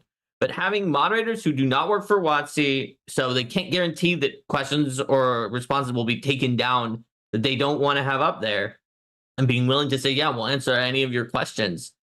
That takes an amount of transparency and bravery that is not insignificant. So what I was going to say is that D&D Beyond and the digital aspects are still very much part of them making money, okay? And they're approaching it more as a tool rather than the place to play D&D, which is telling. The other thing is that I know for a fact that they work pretty much a year ahead of time. So they're already planning on the products they're adding to D&D Beyond for 2027. Okay. Of course they are. Right. This is yet another reason why we were saying that they couldn't have nimbly and adaptively looked at the 2024 numbers and decided, we're going to do a 6E. Right. It just is mathematically not possible based on the amount of lead time that they need before anything. So they just need the amount of lead time for between now. I mean, in the old days, they would put out a book. They would write the book, they'd edit it, lay it out, publish it, ship it. And you could do that like we do in a couple of months if you really wanted to, especially because they were a smaller company. Well, now they have to coordinate with so many different areas and divisions and the digital aspect, because everything they come out with has to come out of the digital platform. That is a lot of coordination. And if they're coming up with a new version, then they're going to have to coordinate with that. Now, something else that buys into that this is a new world of D&D, because they did mention, and I've seen in other parts, that next year it looks like we're going to get Dragonlance products and what was the other one? Dark Sun. So we're going to get Dark Sun and Dragonlance. Now, this has not been confirmed, but it's strongly hinting that they're going to start doing what they did, and Derik can talk to you about this more. It's like kind of go back to the worlds model where they'll come out with specific worlds. So if they're doing a worlds model where you have Dragonlance world and Eberron world, classic world, where you have a classic version of Dungeons and Dragons that's more hardcore, that's more like OSR. So it's not a new version, it's just a world, an aspect. I don't think that a world is the same as a well. What would you call system, that? Though? What is it called? No, but the difference is that like when you're putting out a world, that's a setting book, and that doesn't necessarily come with. I mean, you could do Karamikos, you could do Mystara, or whatever, but not that. I mean, that literally means nothing to anybody except for people who played back then. They can just call it Greyhawk. But they've already kind of tied in Greyhawk. They're not in Greyhawk. They've already brought in Greyhawk, right? Well, they can do it. If they did want to make a basic version. A basic / classic version, that's sort of a separate thing. Yeah. I still don't think that is very likely to be something that is a 2026, 2027 release, but that is at least possible. I think it's, if they are put it this way, if they knew ahead of time, now I'm talking, my background is software development, 33 years. If they're talking about it from their background, if they already knew in the pipeline that they were building in the back end a way to add in, I'm calling them worlds, just to call them worlds, like subdivisions of D&D Beyond worlds, and we're doing Dragonlance and we're doing Dark Sun, then we could add a classic one, and we're using the same engine and we'll use the same tools, and then that's actually a smart move if they decide to go that way. I'm going to disagree with that, even though I am going to agree that if they knew in advance they were doing a classic, then the timetable could happen. But adding a world of Dragonlance or a world of Dark Sun is nothing like adding a classic mode for one of those things. Depends on the scope. I'm thinking it might not be that big. We might be thinking, I think you're getting caught up in that, oh, it's a whole new version. No, it could literally just be Dark Sun. Maybe Dark Sun is actually D&D Classic. I mean, if you mean that they make Dark Sun grittier and more grimdark of a setting, then yeah, sure, they can do that easily. Right. If you're saying they publish a grimdark setting for D&D, I don't think they're going to necessarily, but there's no logistical game design or computer tech debt hurdle that will prevent them from doing that. That's purely their own decision whether they want to do that or not. Everyone keeps saying Dark Sun has a lot of baggage. It does, but they don't have to include that baggage. It does, but they can just retcon the baggage that they want to retcon. They've clearly made it clear they're going to retcon what they want to retcon. They own it. They can do whatever they want. And if they want to retcon it and say, that was Dark Sun, this is Dark Sun 10,000 years in the future, and all that problematic stuff, it was in the past. And that way you could have your cake and eat it too. Okay, it's very easy to do. A good advanced designer can figure out how to fit that in a day. Like it just get it all in there and it not be a problem. It's not that big a deal, really isn't. Is it Dark Sun? Well, here's the point. Derik, how well did Dark Sun sell? Poorly. Yeah, not so well. Like garbage. That's the thing people say. It's like, oh, Dark Sun. No one bought it. Did anyone play? Name one person. I'm not talking about the video games, okay? Name one person on this channel. Anyone. Okay, we have 352 people. Has anyone actively played Dark Sun at the table back in the day? Okay. And these are, we're talking the most. I can't, right? I know. I can't. I mean, I played the video games. I can't raise my hand, even though I literally created some things that were homages to parts of Dark Sun that I did like and did play with those. Yeah, I mean, we got a couple people. I still have not actually literally played Dark Sun at the table. We got a whole bunch now. Oh, that is true. Okay, I raised my hand because I did play it in 4th edition, but I didn't play a campaign. I'm talking about. I think we're talking about the original. Right, we're talking about AD&D 2nd edition, mid-90s. And look, we've got some people raising their hand in chat. But you guys are the most hardcore of the hardcore as well. Correct. On top of correct. Bravo. I think there were some really cool things in there, even though obviously there were things that made me uncomfortable even back then. But the point is that it's like people are thinking, "Oh, Dark Sun." No one played it. No one knows what it is. Okay, but what I'm saying, but you have to understand something. The community, what's the word I'm looking for? Zeitgeist. No, the community, love. You know, and by that I mean this extended community for Dark Sun has nothing to do with Dark Sun. It's not about Dark Sun. It's about what Dark Sun doesn't represent. Right. No, it's about the idea and the concept of Dark Sun. Because not even the idea of the concept. Yeah. It's not about a world where the gods are dead or anything like that. It's about a world that isn't beholders with lipstick. No, that's what I'm going to say. Right. It's about a world where you don't have ancestries like it's an intelligent shade of color blue. Right. It's about not running a barista shop. You know what Dark Sun is? Let me see. What's the word I'm thinking about? Shadowdark. There we go. And so naturally, people's knee-jerk reaction is to, all right, what is the straw man that we can put up for that representation? They're like the one with slaves. Let's go with that one. Right. Exactly. So they use Dark Sun. It literally has dark in the name as sort of a representation, an effigy, if you will, of a grittier, grimier, less woke type game. And so that's they hold it up.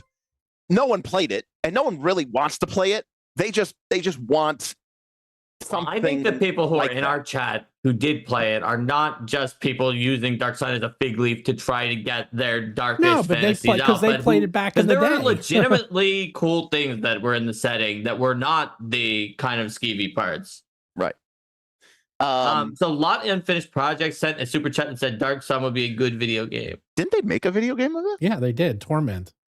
No, that's Planescape. That's Planescape. Oh, that's Planescape. By the way, Planescape Torment is awesome. Also true. Yeah, I mean, and when we talk about Planescape and Spelljammer, I literally did play those a significant amount, but not Dark Sun. TJ Duck, you are correct. I do hate. Here's the thing, TJ Duck. You have to remember, I don't dislike psionics because I dislike psionics. I dislike psionics because I feel like trying to throw psionics into a game that already has a very robust and complete divine spellcasting system and then a very robust and complete arcane spellcasting system, it feels just unnecessary and tacked on. Dark Sun solves these issues by, one, completely eliminating divine spellcasting, and two, making arcane spellcasting either extremely difficult or very, very, very world ravaging. And so now psionics exists in a very interesting dilemma or an interesting space that it doesn't exist in a traditional D&D model. See, the reason I've always liked psionics is because it allows you to tell stories exactly like that. It is another system that you can use as an ingredient in your chef's toolkit. And I've made settings also where like divine magic was scarce and arcane magic was hard to use. You might have to make pacts with weird creatures to get to it. But psionics is just something some people had. And in that setting, it had a very different place than a kitchen sink that just has everything everywhere all the time. Shout out to the SSI games, Stuart, for sure. I mean, actually, I will happily take a bullet for Eye of the Beholder 1 and 2, maybe not 3 because it was not as good. Dungeon Hack, Menzo Baranzan, all of those. Those were fantastic games. By the way, all right. So back to technology. I know a few things. I know for a fact that they are working on a way for people to add their own content to D&D Beyond. I don't know if that was secret or not, or someone knew that, but that they are doing that, which would make sense. I don't know if this will be made public or it's only an internal tool or it's going to be used as something that they make so they can add more third-party content to D&D Beyond. Because right now it's kind of an arduous... Is it just going to eventually replace DM's Guild with like... No, it's not GM's Guild. D&D Beyond is different because D&D Beyond... No, I know it's different. Right. But once it's gotten to the point where anybody can just add their content onto it, that's what I was saying is that to actually do it, they would... Again, this could be either an internal thing or it's a tool that's given to licensed partners. But if they do that, they need to have tools to segregate different types and versions of D&D, different worlds, if you will, which brings me back to my original point is that if they already adding that and they're adding those tool sets where you can do subsets of D&D as worlds or however, so for third-party content, then you could easily do a Shadowdark, Dark Suns type version, or you can do Greyhawk, or you could do Dragonlance, or do anything you want because they're going to build it right in. And that is supposed to be done by around 2026, 27. probably closer to 27. So maybe the fact that people are just calling this 6th edition is wrong. I think they're just getting too excited and thinking it's a whole new edition. They're thinking about it like, oh, they're going back to the drawing board to doing it. I'm like, I think they're just coming up with new ways to play D&D and giving way and new opportunities. And this way, they get, which is not an addition. It's not an a new game. It's just more content. Of course. Yeah. This would be a nothing burger if people said Wizards plans to put out new content for Dungeons and Dragons in 2026 and 2027. People would be like, yeah, but no kidding. What else is new? Of course they're planning on doing TJ that. Doug, shout out to the Nentir Vale, the best setting of all time. But wait, which setting? The Nentir Vale. Look, you highlight how little you know. I do know. Well, because I didn't play all that, because there was all those settings. It was hard enough just to get people to play D&D, let alone when I'm going to learn Birthright. You went through that. I mean, that Birthright's great. I know Birthright is cool, but it's like it's hard enough. You can't even get people nowadays to learn rules, let alone the world of Birthright was setting. called Cerelia. Cerelia. Oh. Yeah, because that's how you go. That's how you up the nerd thing. It's like, yeah, you call Greyhawk, but what's the world actually called? Oerth. Or you get Spelljammer in there. Then people they have call Dragonlance, but what was it called? Kryn. Yeah, Spelljammer. You have something to compete against Starfinder and all that. Dark Sun. Come on, Steven. Dark Sun. What about Dark Sun? What is the world of Dark Sun? Athos. I have no idea. Mark. Oh, he had no idea. Okay. Well, no, Mark answered. Yeah, Athos. Oh, no, also, specifically, if we're talking about I know the world and you want the world, then that would be Toril. It's Abir right? Toril. Yeah. Aber Toril, whereas Faerun is a continent. The continent where everything goes. Correct. Well, you know what? And if you want to be really hyper specific, if you accept 4th edition as canon, Abir and Torel are actually two worlds sharing a same space. Wait, I got one. And during the spell purge, they merged. There we go. I got one. There we go. Eberron is Eberron. Eberron is Eberron. You get it. You got it. Wait. I could give you. Actually, I do know a lot about the city of Greyhawk because I ran a lot of Age of Worms takes place a lot in the city of Greyhawk, so I know a lot about that. And I can tell you everything and anything about the world of Valakar. So it's true. That's my world. So I can tell you all about it. Although I don't know the gods as well as Mark. I got a little rusty with my own gods. So there you go. Well, I had to keep using them consistently, so it allows me to really keep up on them. And Stephen, with that nice family tree that you added to the book later on, really gave me a visual that could help me memorize them. That's right. That is both a player aid and a GM aid, Derik. We already said that. No, that's Mystara. Mystara. Most people know it as the Grand Duchy of Karamekios, but that was like the kind of official. It was like an area of the campaign. So that's what.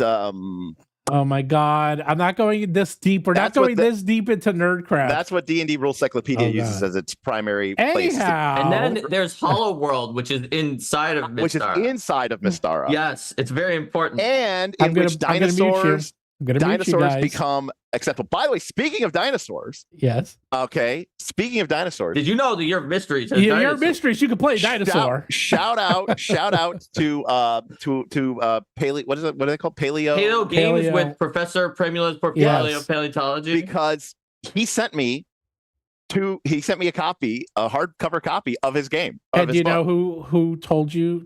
You know how you got that? How's that? Me. From being on this stream, because you remember I asked you for your address about 2 weeks ago?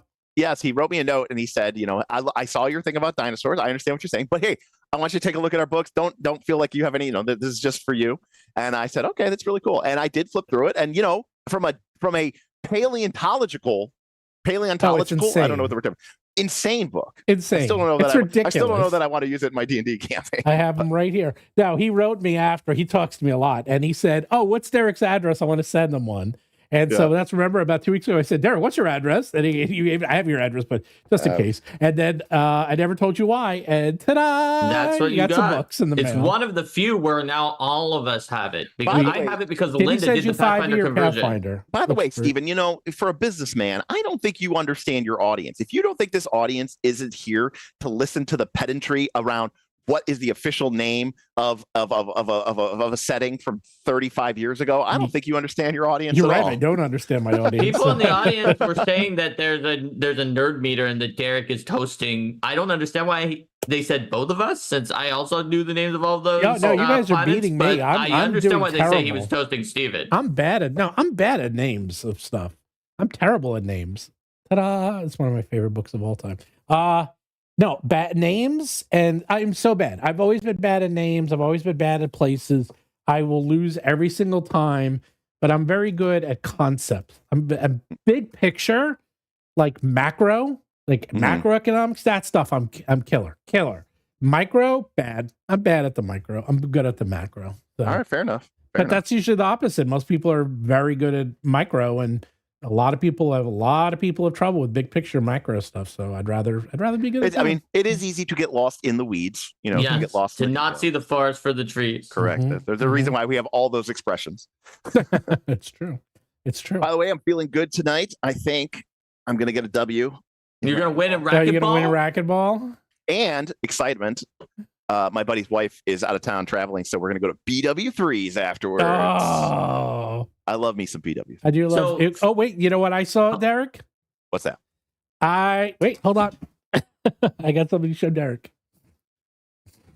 So while he's getting that, Fastorian in chat said to play a Stegosaurus, would you need to know what a Thagomizer is? I want to tell you all that both Stegosaurus and also other related sauruses like Kentrosaurus and those other ones that are like in that family do have Thagomizer strikes in the Professor Primula and the Dr. Drollins. They correctly have the correct body part in there. So Derik, you know me. You were at my house. Wife was away. Me and the kids. Sunday night, got nothing better to do.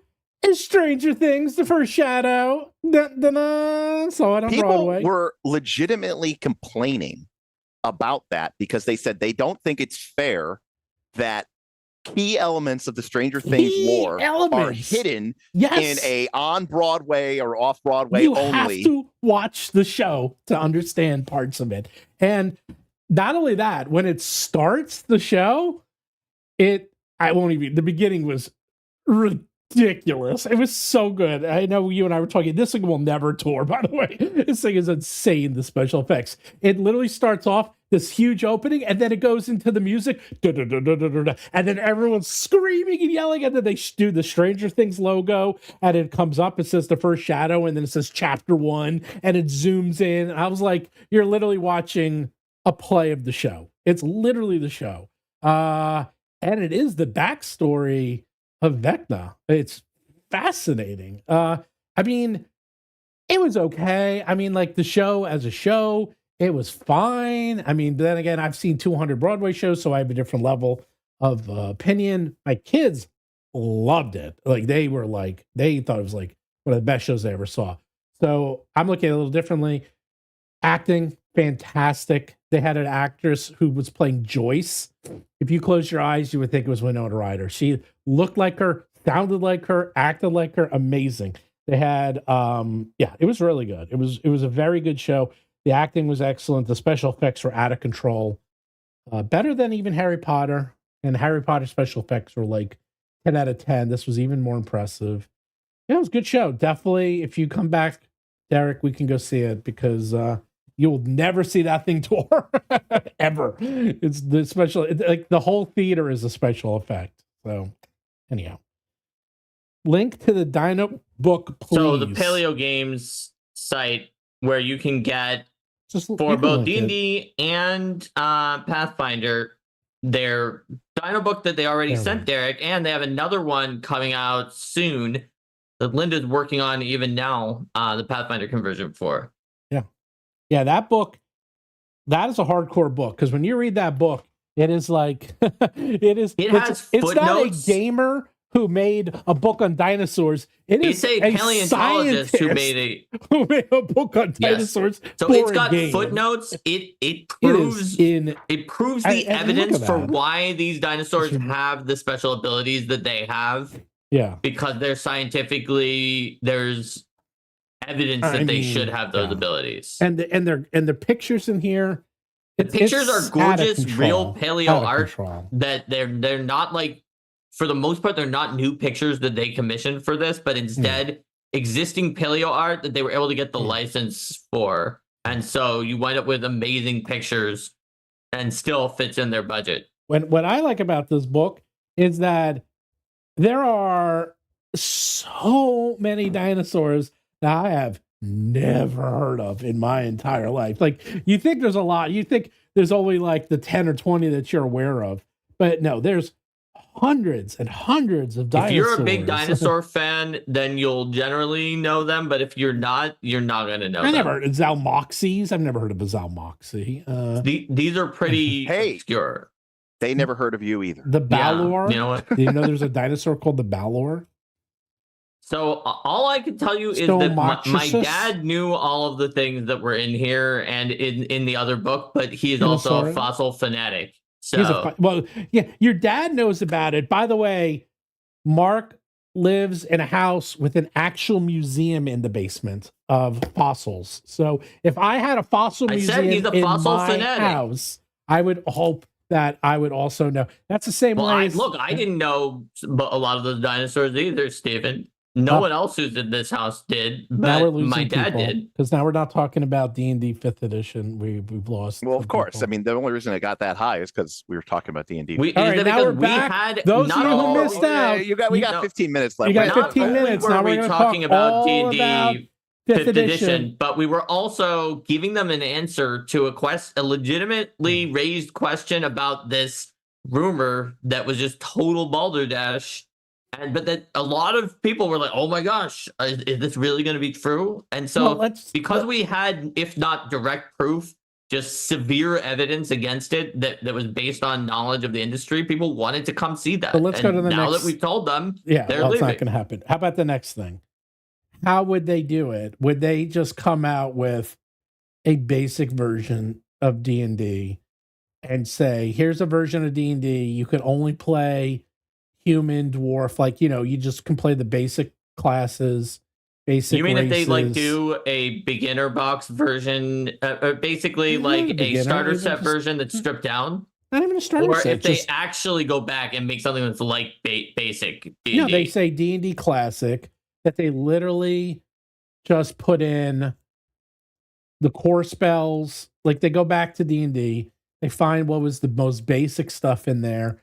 They take out everything that wasn't part of classic D&D first, second edition. So is this 5e, but only with things that were in classic D&D, or is this another OSR clone? It's 5e, and they either remove things that those now become optional, so it's a subset, and then they can add a few new things that will expand it. So it's a combination. So that can be done in a starter box style product, right?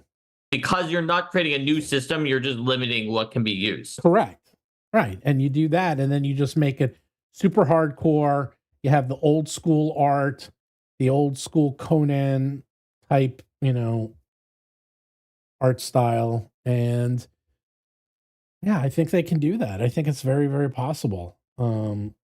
Whether they're actually doing it, pure speculation from us. We don't have any evidence that they are, but they could. They could, and they wouldn't have problems with the programmers now, here's being what I want capable of doing it.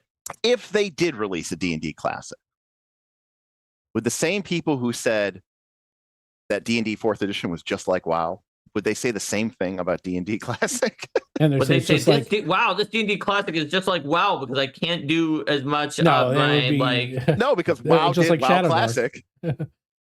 Because WoW did WoW Classic. Oh, yeah. Well, yeah, but you know what? Okay. I'm going to tell you all about WoW Classic because I know the history, because I know the people at Blizzard. This is what happened. Okay. WoW Classic. They said all these people started to put up illegal servers all over the world. Sure. And the private servers. OSR games. You're 100% right. And these people would put up illegal servers that you can play classic WoW. And WotC went around. Blizzard went around to say no, and they would sue these companies, put them out of business.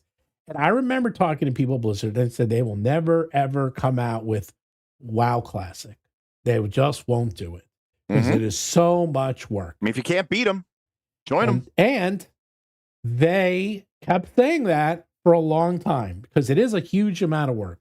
If you knew how, the comprehension of how complex WoW is it's beyond comprehension. It's so complex. How many languages they have, and when they do patches, they have to do them all simultaneously worldwide. It's like freaking building a space shuttle. It is insanely hard. So of course they're going to say no, we're not going to do classic WoW because it was so much work. But for whatever reason, and I don't know people there after the decision was made, but they decided maybe they had someone. What they do a lot at Blizzard, and this is actually where Hearthstone came from, is that they had people do stuff on the side just for fun. And Hearthstone was done for fun and as a flash game, and they used all their existing assets, and there was so much fun for them to play in-house that they decided to turn it into a game. So that's how that started out. So I could see that, like, maybe they're like, well, on the side, maybe we'll see how hard it is to break out World of Warcraft and turn it into a subset and just of this. And maybe they did. And then they said, okay. And it was a massive success as soon as it came out. It did really, really well and has been paying more than paying for itself, to say the least. And now you have WoW Classic, and now you have WoW Retail, they call it, and they brought back people like me, like all my friends who played WoW when it first came out. They fizzled out. I fizzled out because you know what? The last few expansions for WoW Retail have been terrible. Okay. They've been I haven't played terrible since Mists of Pandaria, so I don't know. They've been terrible. I mean, they just put in a lot of systems. It was just very complex. And it was the same thing. It was like these systems would be good for a few weeks, and then once you got to endgame, they just broke down completely. It was terrible. So they said forever that they weren't going to do it until they did, and now they are making bank. But don't think for a second that that's not costing them tens of millions of dollars to maintain it. Okay, it's not like, oh, we just have it. No, it is a huge amount of effort to maintain WoW Classic. Now, from the point of view of D&D, to come out with a subset and a new world of Dungeons and Dragons, not that hard. You can put a reasonably sized team on that, and you already have everything. You would have to commission a whole bunch of new art, and the digital aspect that might not exist. Or if they go crazy, and this could be, they do have a deal with Foundry. They could put it on Foundry only, which maybe they do, which would be totally insane. It I could see it is a possibility. I don't think they would do it. Or they're writing the back-end engine to allow more user-generated content, and they use that engine to add these new worlds. So I put it this way. There's no way they're coming out with 6th edition. That's debunked. End of story. Sure. Yes. What else could they do? A lot of things. Right. And we've talked about some theories of things that we have no evidence towards, but that could be interesting if they did them. Yes. And but what they can't be doing is a 6E.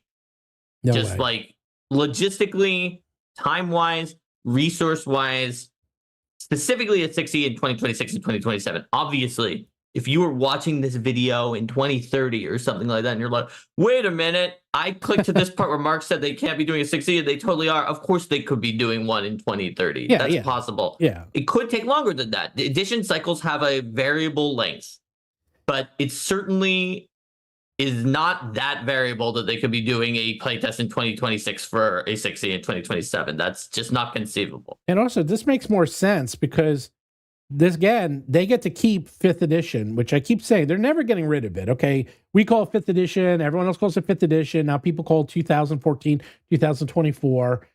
The smarter move is let's come out with subdivisions of 2024 so people can add their own worlds. Basically what Pathfinder did, because Pathfinder, they had 2 worlds. They had Starfinder and Pathfinder. Well, now you got one. You got Pathfinder, and Pathfinder is being run on Starfinder.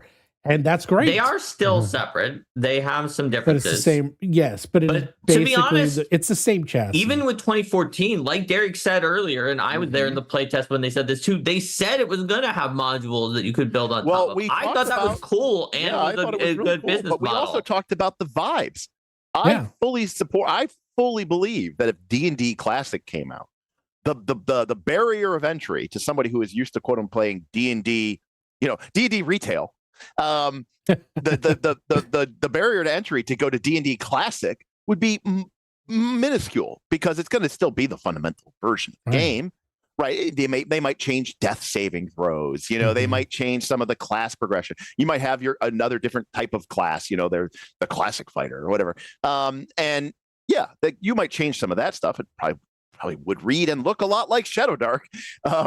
But fundamentally, if you know D&D and you go play D&D Classic and somebody says, okay, make a DC 15 strength check with advantage, you know what that means. And you know how to do that using your character sheet. That's not going to change.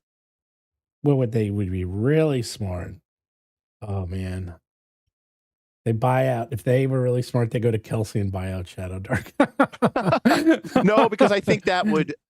there's a non-zero percentage of people during that era, right? You have to be very mindful of that era because that, like what Matt Colville did with this Crack the Sun thing. Not saying that obviously the game has legs, but you cannot deny the fact that a non-0% of Kelsey's success is because people were like, fuck WotC. Yeah, if you try to buy out someone who splintered off during the OGL, some people are going to consider that selling out if they did sell. And it will hurt those communities to be bought out. Silverthorn says WotC and Hasbro with really smart does not compute, which is why they're not doing these things. And instead they're doing what I don't even know that would be a really it would for them. I speak with utmost authority as one of the premier business minds in the TTRPG universe. All of my decisions bring in unbelievable amount of support and equity from my shareholders. You wouldn't believe it. Wow, Derik. Kelsey would do that. That's the other thing, but no, I don't think she would. She's got her millions chilling in Vegas. She doesn't need anything. I don't think it's a good move for anybody. She's got her little burgeoning family. She's a happy, content little peach. I love it. You know what? Everyone's got a price. That's all I'm saying. Yeah, well, they're not going to pay that. So true. That's actually the other part. Is like, would they pay it? Probably not. Probably not. No, yeah. No, if anything, they'd probably want to get Shadowdark on D&D Beyond. That's even smarter move. That would be the actual smarter thing. Right. Is put it on D&D Beyond. If they found a way that they could code it into their system. What's my price, Steven? I've already sold the company. I already sold my first company. Trust me, I got a price. I've sold more than one. So you come to me with enough, I'll sell it. What's your price, Steve? What's your price? Mark, you have a new boss. Oh boy! Well, the problem is I would have a new boss too. I already went through this. I had a new boss too, and it did not end well. Even at that. Right. Exactly. I didn't well. All right, I got racquetball. All right. Well, you got Derik, racquetball. I hope that your prognostication of winning at racquetball is more accurate than the prognostication of the rumors of 6th edition. I get $50 every time I win racquetball. And what do you get when you lose? Nothing. Wow. So wait, that's actually a good deal for you. Are you that bad that your friend just pays you? Okay. Well, number one, it's technically I like loaned him $1,000 like 3 years ago. So number technically, two, you are earning back your money. Correct. Number two, with no interest. Number two, yes, he is that good / I am that bad. It's really more of a function of he is, number one, 10 years younger than me. Number two, in better physical shape than me. And number three, better than me. And number four, he's like a scratch or sub-scratch golfer. So he's like legit. He should give you some points. You should get like 5 points. Oh, we've discussed that, but I don't want that. I don't want his mercy. I want to earn my victories. So yes, I would say I win probably 10% of games. So this is racquetball nightmare mode. It's racquetball Dark Souls. This is extreme plus encounter, right? This is a 300. This is a 300 XP. Why do you think you're going to win tonight? Because you're so good, or maybe he's sick? No, I'm in a good mental mindset. Again, I was I was busy, and then we were traveling all the time, doing all the cons. And then I got back from PAX. I was sick. Now I'm you got a dentist. I thought I'm clear mentally. I'm in the zone physically. I'm really exciting. I'm excited about the channel. I'm excited about some of these games that we've been looking at. We're getting geared up to run some games. I've got a Friday campaign that I'm excited to run. I've been wanting to run Fabula Ultima for the past like 2.5, 3 years. Finally getting a chance to do that. So yeah, times are good. All right. Well then, everyone, until next time, if you want to battle the zoo or whatever the latest internet rumor is, you have to roll for combat. Roll for combat. There are a lot of mysteries in life. Who ate all my snacks? Why are women not impressed by my juggling? And what's a unique ancestry that I can bring to my next TTRPG game night? The answer to those questions are, I ate my snacks. They are impressed, but you should have a wide variety of hobbies and interests. And you can find unique ancestries with Battlezoo and their Year of Mysteries. Every month in 2026, Battlezoo delivers a fresh, bizarre, and lovingly unhinged ancestry straight to your inbox. Get ready to spice up your D&D or Pathfinder game faster than a wizard's bad life choices. Why settle for elves again when you can play as 13 unique and bizarre ancestries, such as a grumpy Sasquatch, a sea serpent with anger issues, or a dinosaur person, a guy ceratops, a girlociraptor, a human saurus rex. You don't have to use any of these names, but you do get to play as a dinosaur with a great sword, and that seems awesome. But Jack, this is the Year of Mysteries, so let's get mysterious. With each new ancestry, every month you'll also find a puzzle. Solve each and input the solution at Battlezoo.com to slowly reveal the year-long secret and become a seeker of mysteries. There's a leaderboard for puzzle solvers, and if you solve all 12, you'll earn a free prize as you unlock the final truth, as well as one last secret you can add to your games. What could it be? The color of my underpants? Mine have pictures of fish on them. Head on over to yearofmysteries.com and start uncovering the clues today. I can juggle for a long time.